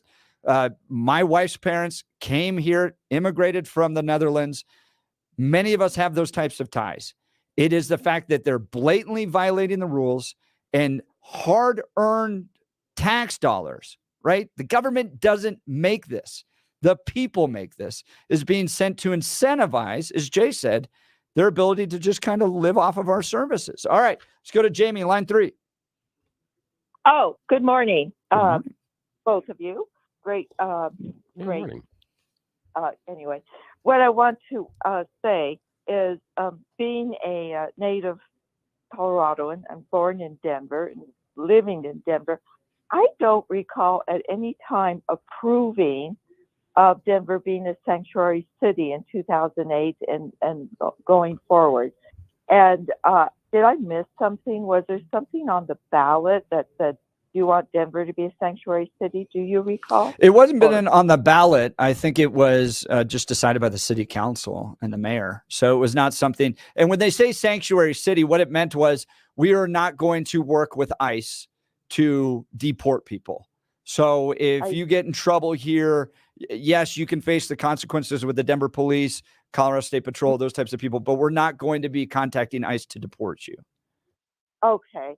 Well, I was just wondering, thank you. Isn't that something that could be on the ballot, asking citizens, do you want your tax dollars to go supporting, I call them illegal immigrants, who come into the city, or having, the city, do you want your tax dollars to support ICE or something? What? Yeah, that sounds like a fine ballot initiative. It would have to be a citizens-led ballot initiative. That will not be getting through the legislature anytime soon. But, yep, that could be one. That's a good idea, Jamie. Thank you for your call. Friends, Jamie's line is open, so feel free to give us a call, 303-696-1971 with regards to Mayor Johnston blaming Republicans for the crisis that we're in because we're not providing more money from the federal government to help them deal with it. As a result, he's now making cuts from the city of Denver. Before I get to Adam, I want to tell you about QC Kinetics. Sick and tired of achy joints? Dread the idea of surgery? You need to call QC Kinetics today.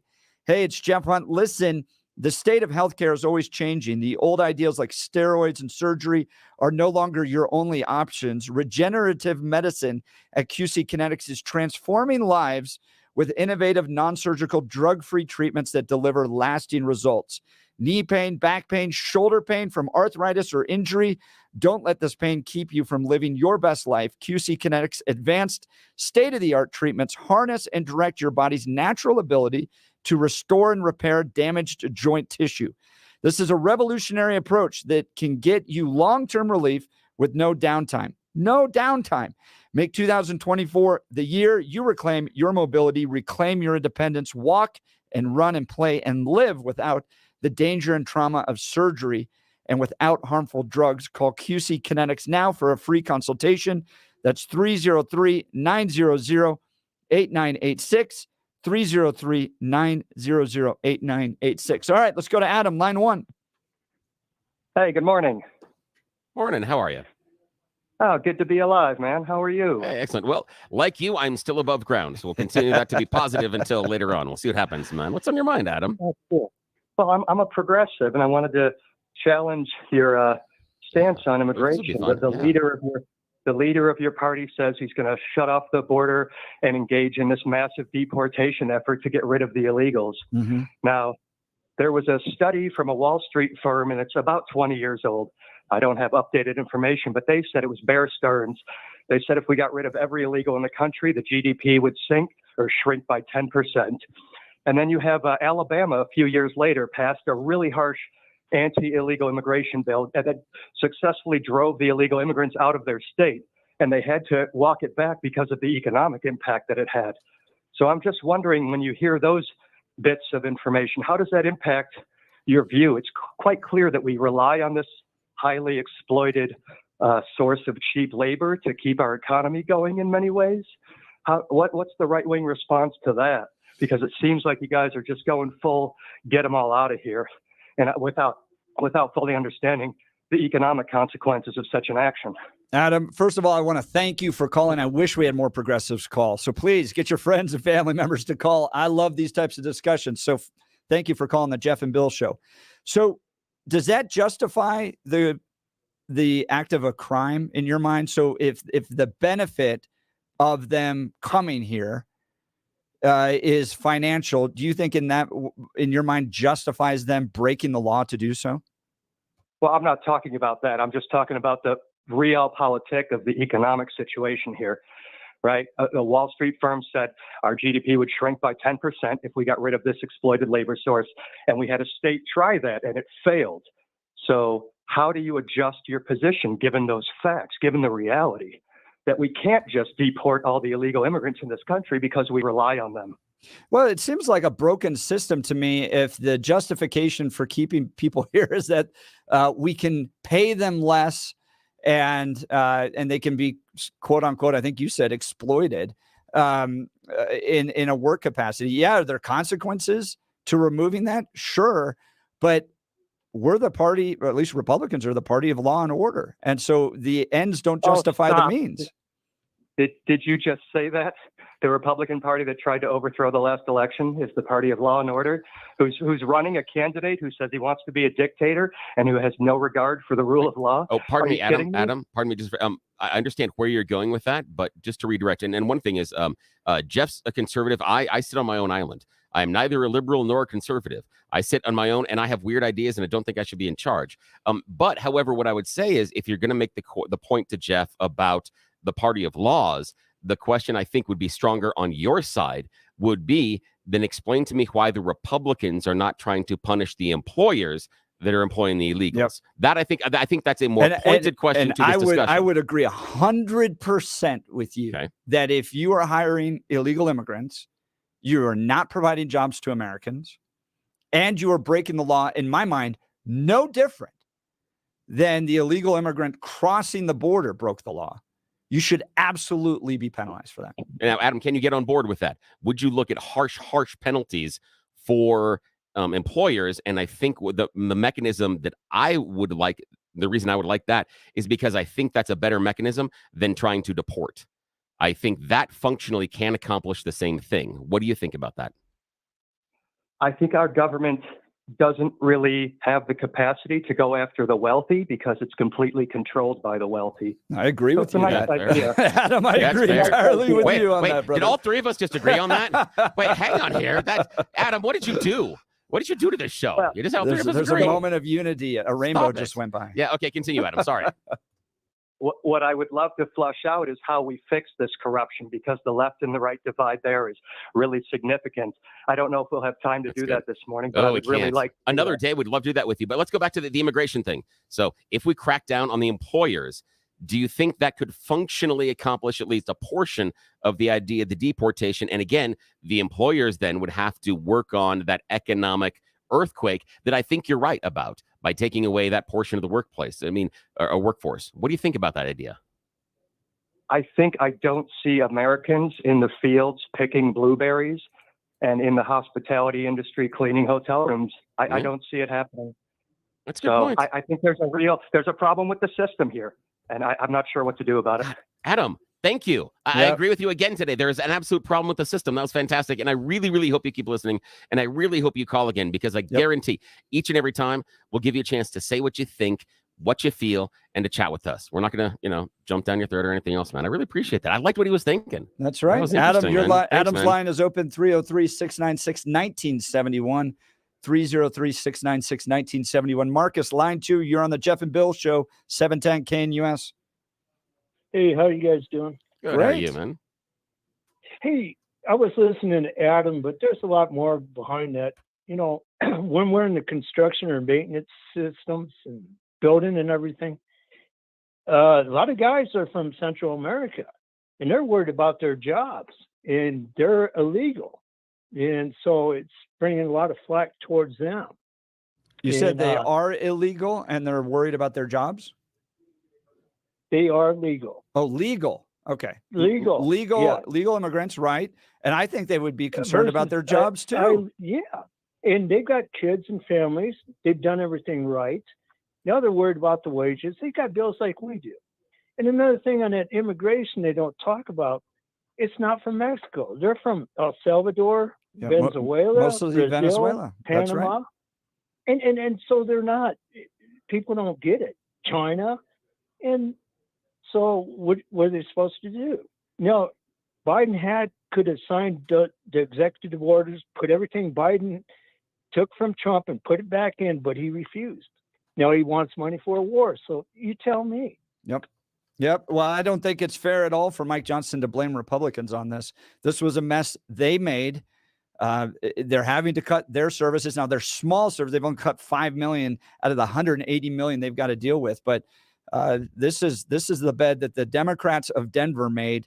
And to blame Republicans to go after Trump in election year is not fair, in my opinion. Mark, thanks so much for the call. Marcus, thank you so much for the call. Friends, I want to tell you about the law offices of Dan Caplis, and then we'll get back to Hugo on line 1. Or we'll go to Aaron. So stick around, guys.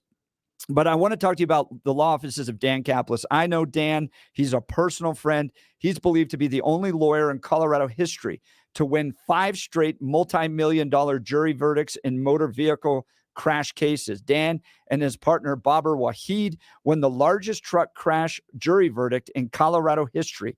The firm's history of 7- and 8-figure settlements and verdicts speak for itself.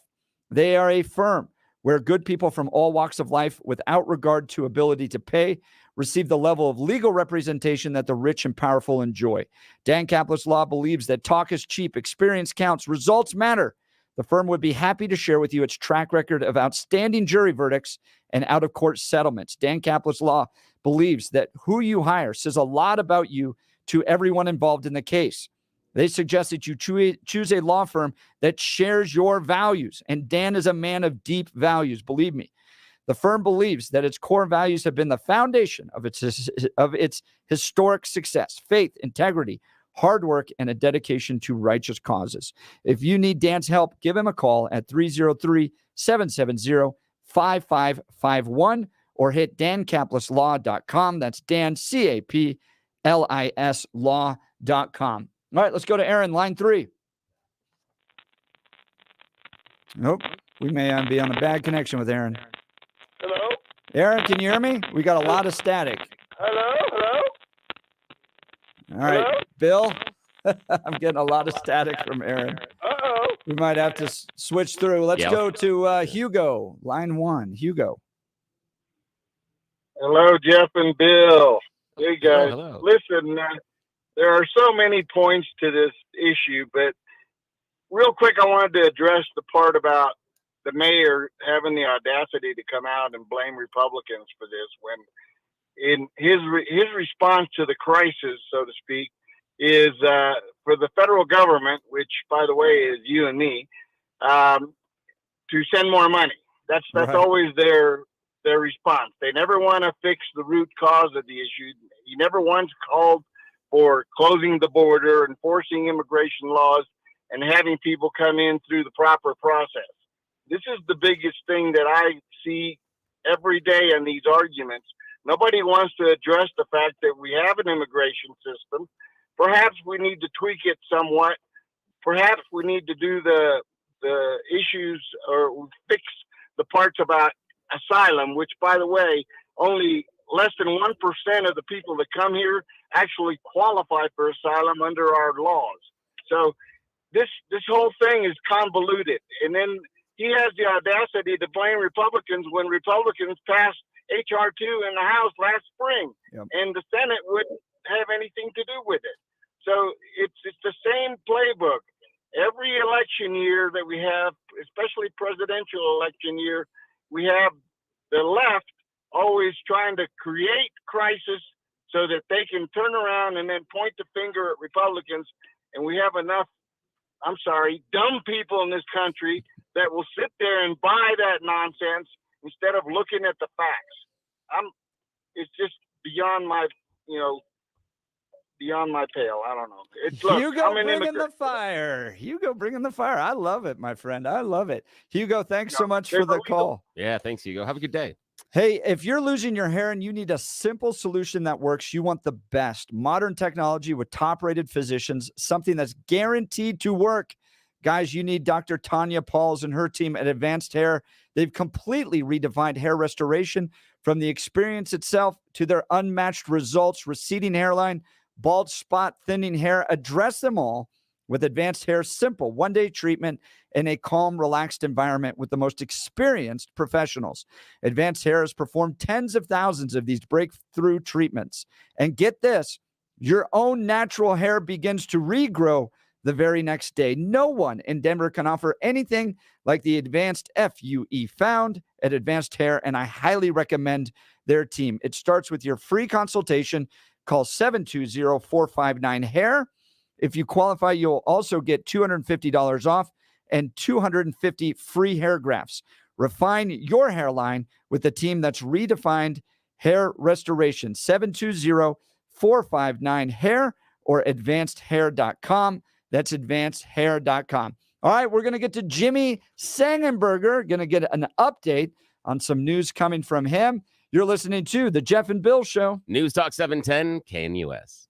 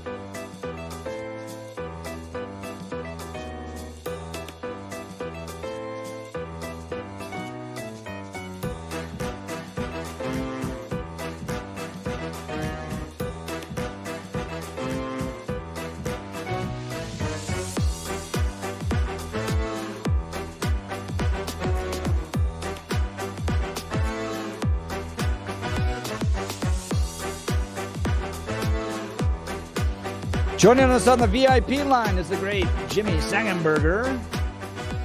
Jimmy, thanks so much for being on the Jeff and Bill Show, 710 KNUS. Good morning, gentlemen. Congrats on the gig, and thanks for having me on this very nice and sunny Monday morning. That's right. Yeah, it's nice for Monday. It is nice, especially after all we're recovering from blowing our diets on Super Bowl Sunday. Ain't that the truth? Jimmy, you made some announcements over the weekend. For anybody that doesn't know, you have the Jimmy Sangenberger Show on Saturday mornings, but you made an announcement. So give us the news. You know, I talk about this at the top of my show on Saturday, 7 to 10 on 710, Saturday morning. When I was in high school, I would ride my bike to and from high school as a freshman listening to KNUS, particularly Hugh Hewitt and the afternoon drive coming home when he was afternoons and the show was broadcast then. And it was always just such an important part of my day and going through my time growing up and eventually getting into college radio. And the day I graduated from college at Regis University in May of 2011 is the first day that I ever filled in right here on 710 KNUS. And then we launched my show, which was originally Saturday nights, in September of 2013, right here on 710 KNUS. And it has been just a blast the last 10 and a half plus years that I've done my show and filled in. But there does come a time where it's time. And so I did announce on Saturday that coming up this Saturday, February 17th, we will be sunsetting the Jimmy Sangenberger Show after 10 and a half wonderful years. Wow. And it'll be what I'm calling a so long program. My great grandmother, may she rest in peace, Grandma Lou, always said, never goodbye, it's always so long. And I'm not going goodbye.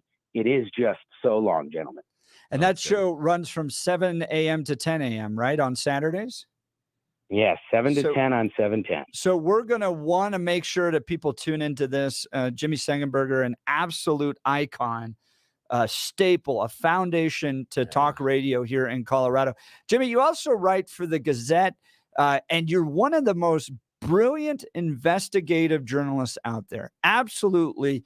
You get the inside scoop. Are you going to continue to do that? Are you going to continue to do investigative journalism in the state of Colorado?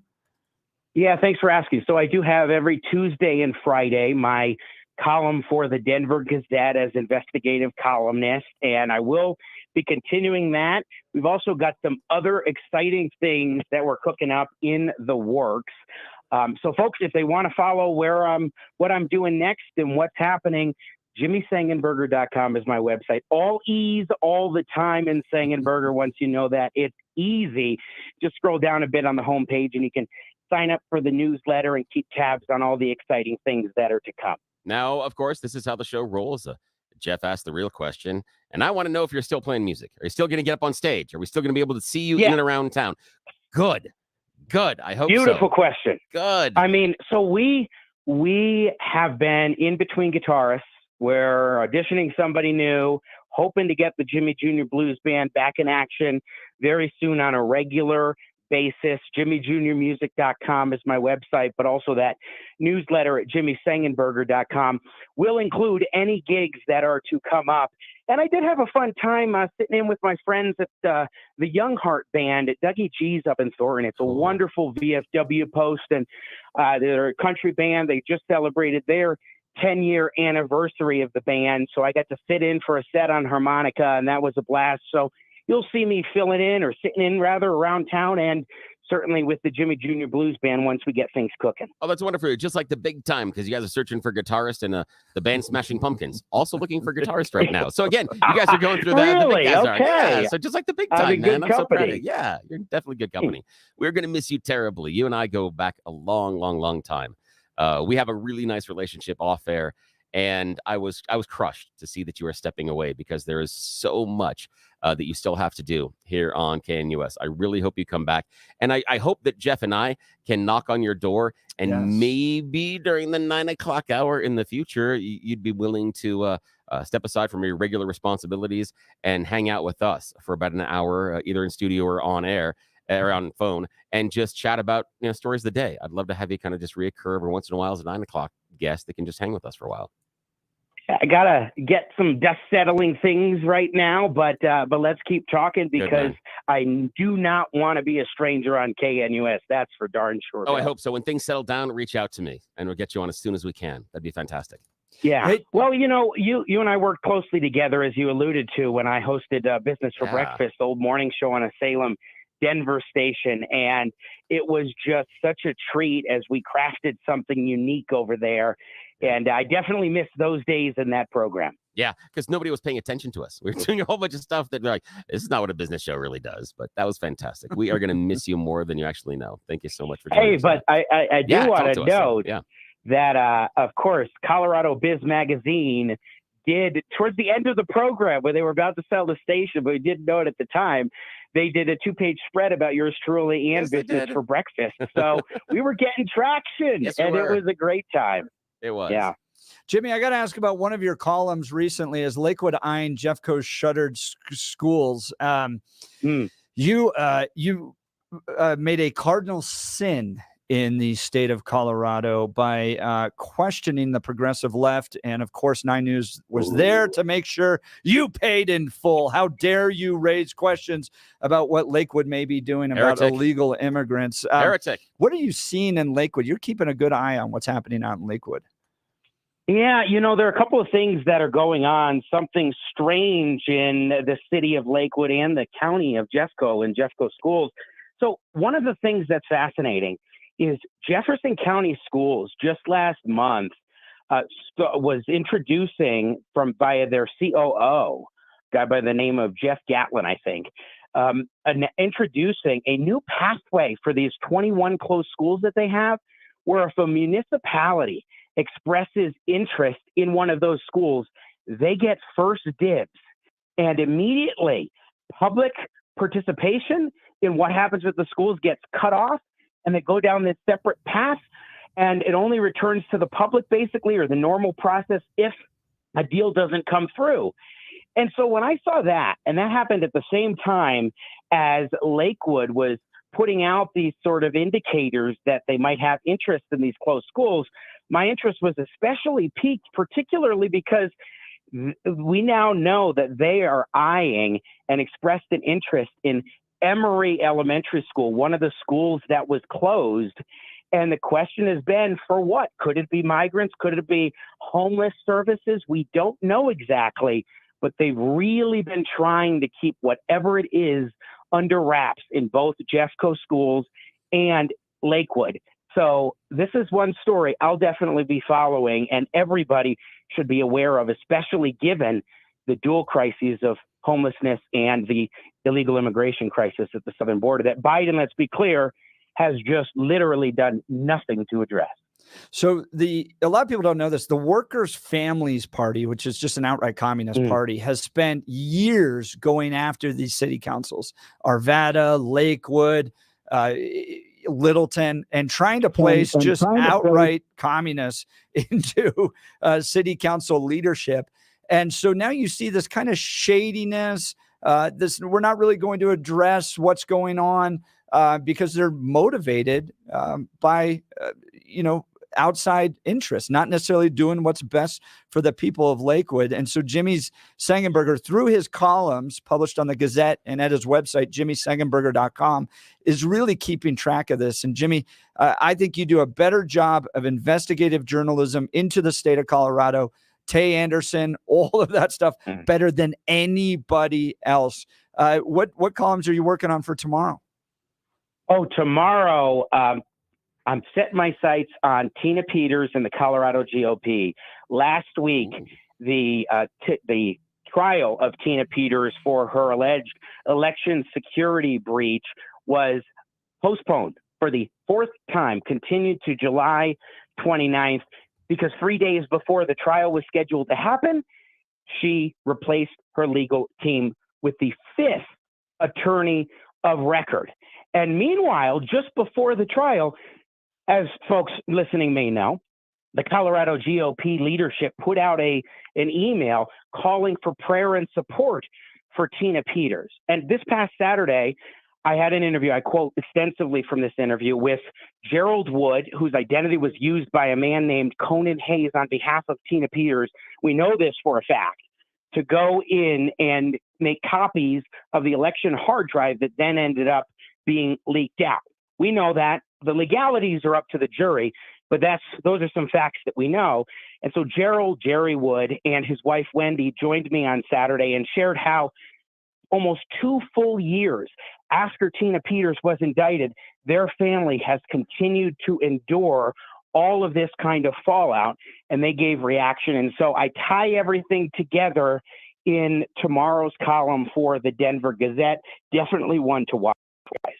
Oh, good. That piece available at denvergazette.com. Jimmy Sengenberger, final show this Saturday, 7 a.m. to 10 a.m., 710, knus.com. And all things Jimmy available at jimmysengenberger.com. Jimmy, thanks so much for taking time to be with us. Please do not be a stranger. And thanks for all you do for the state of Colorado.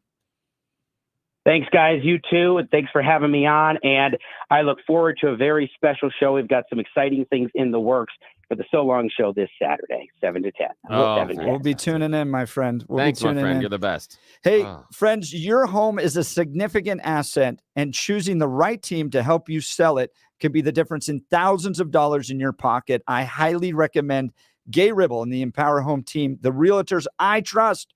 Empower Home Team provides exceptional service, invaluable advice, and employs unique systems to maximize the money you can get for your home. Getting an offer above your home's asking price is great, but you're leaving money on the table by not working with Gay Ribble and the Empower Home Team. Gay and her experts get their clients an average of $30,000 more. Could you use an extra $30,000? That's precisely why you need Gay Ribble and the Empower Home Team. Their exclusive database is filled with pre-screened buyers ready to make a purchase. Take the stress and hassle out of selling your home while getting the best price. Here's an unbeatable offer. Gay Ribble and the Empower Home Team will sell your house for 100% of the asking price, or Gay will pay you the difference.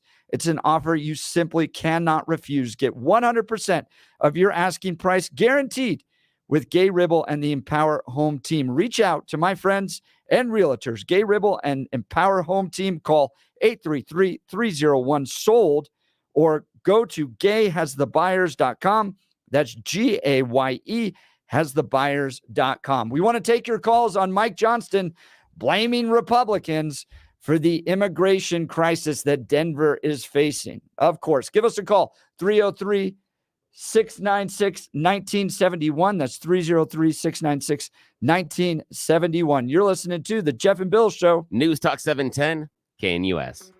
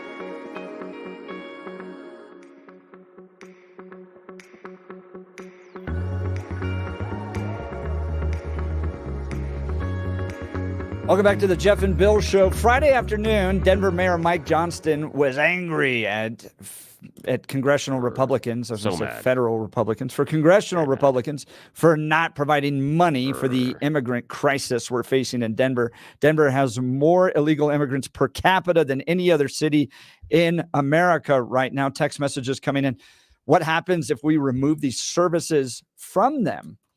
Are they just going to take what they want? That's you know, interesting. something to consider. Good text message coming from 5311. I'd love to have him call in. That'd be great. Yeah, that'd be a fun conversation. 303-696-1971. Aaron, line 3. You're on the Jeff and Bill Show. News Talk 710 KNUS. Oh, heck no.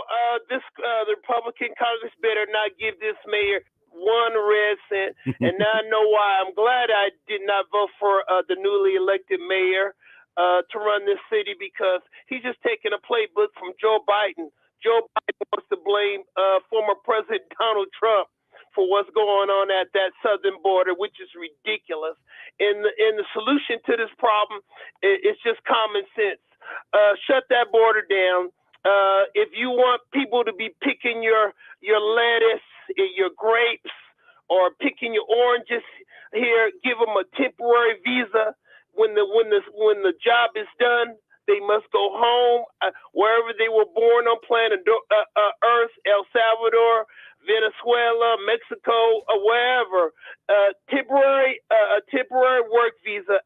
When the job is done, go home, because America is not the so-called land of milk and honey. This country is broke. We're broke. Are we broke, Aaron? Are we broke? We are broke. Okay, hang on a sec. In trillions. Okay. In trillions of debt. We are I can broke. see that. I can see that now. Coming back, I like the idea when you're talking about the immigration system. You're talking about those temporary visas. Yep. I think that's really good. Why do you think we've gotten away from that? Years ago, that was the solution, because nobody that was coming here to pick our lettuce and our grapes was really coming to stay here. They would come across the border and they would go home, because obviously you'd want to go home to your family and enjoy the money that you made here. Why do you think we've gotten to this where we've constrained that type of immigration? I agree with you that if we open that up, it might solve a lot of the problems we're seeing. Why do you think we made that choice? Because as usual, both parties have a hand in doing, frankly, evil. And the thing is, though, since they're looking the other way, and these employers, like one caller said, well, the employers are the root cause of the problem, and they're not going after employers that are employing illegal aliens to work in this country. So if you really want to be serious about going after the employers, fine them hard, and if they don't, and if the fines do not give them a slap in the head, put them in jail. Ooh. If you're bringing illegal aliens in this country and having them work picking cabbage or oranges or grapes or whatever in this country, and if you do not do it legally, we will fine you heavily. And if the fines do not slap you in the head, then we will put you in jail. Maybe putting you in jail. Aaron, thank you. That's fantastic. Aaron with the tough That is talk. right, Aaron. All right, I could let's agree go with you more. Let's go to Jim, line 1. We've just got about a minute. Yeah, Go thanks, ahead, Aaron. Jim. Call us again. Yeah, Jim, what's up? Good morning. I just want to say that, if you look at what the statistics are showing is that most of these immigrants that are coming through here are not from Venezuela, but they're claiming to be. They've got areas on the south of the border where they show all these documents being dumped and all that of all these people that are coming across the border. It is a magnet right now. And I don't know if you guys knew this, but the most recent statistic was of those crossing the border into California are Chinese, one of the largest immigrants. So these are all economic immigrants, basically. No one is suffering from there. And the bill that's sent and put through basically was allowing up to 5,000 a day to come through without of people before the tap would be shut down. That's still a magnet for this stuff. It was a lame bill. And we've got to basically, if you don't control your border, you don't have a country. And that's pure and simple. Yep. I agree with you. Jim, thanks so much for the call. Thanks, Jim. Thanks for the call, man. Hope you call again. So what happens too when something very bad happens? A terrorist attack, we're already facing fentanyl, sex trafficking. To say we have to wait for something bad to happen is not true. It's already happening. But when there is a really big terrorist attack that takes place and they came through our border, I don't think Mike Johnson can just simply blame Republican funding for this. I think this was a problem that they helped facilitate. Well, friends, coming up next is Charlie Kirk. You're going to want to stick around for Charlie. I sit on the Turning Point USA Advisory Committee and have been a friend of Charlie's for years. He's going to do a great job on his show. I bet he's going to be covering some of the Super Bowl stuff, knowing Charlie. So stick around for that. But friends, you've been listening to the Jeff and Bill Show. We'll be back tomorrow, 6 a.m. Thanks so much for tuning in. Oh, we sure appreciate you. And of course, Jeff is going to carry that conservative side. I sit on a weird little island and I'm the only one. So yeah, that's what we happens. love you, Bill. Thank you. We'll be back tomorrow. Jeff and Bill Show. News Talk 710 KNUS.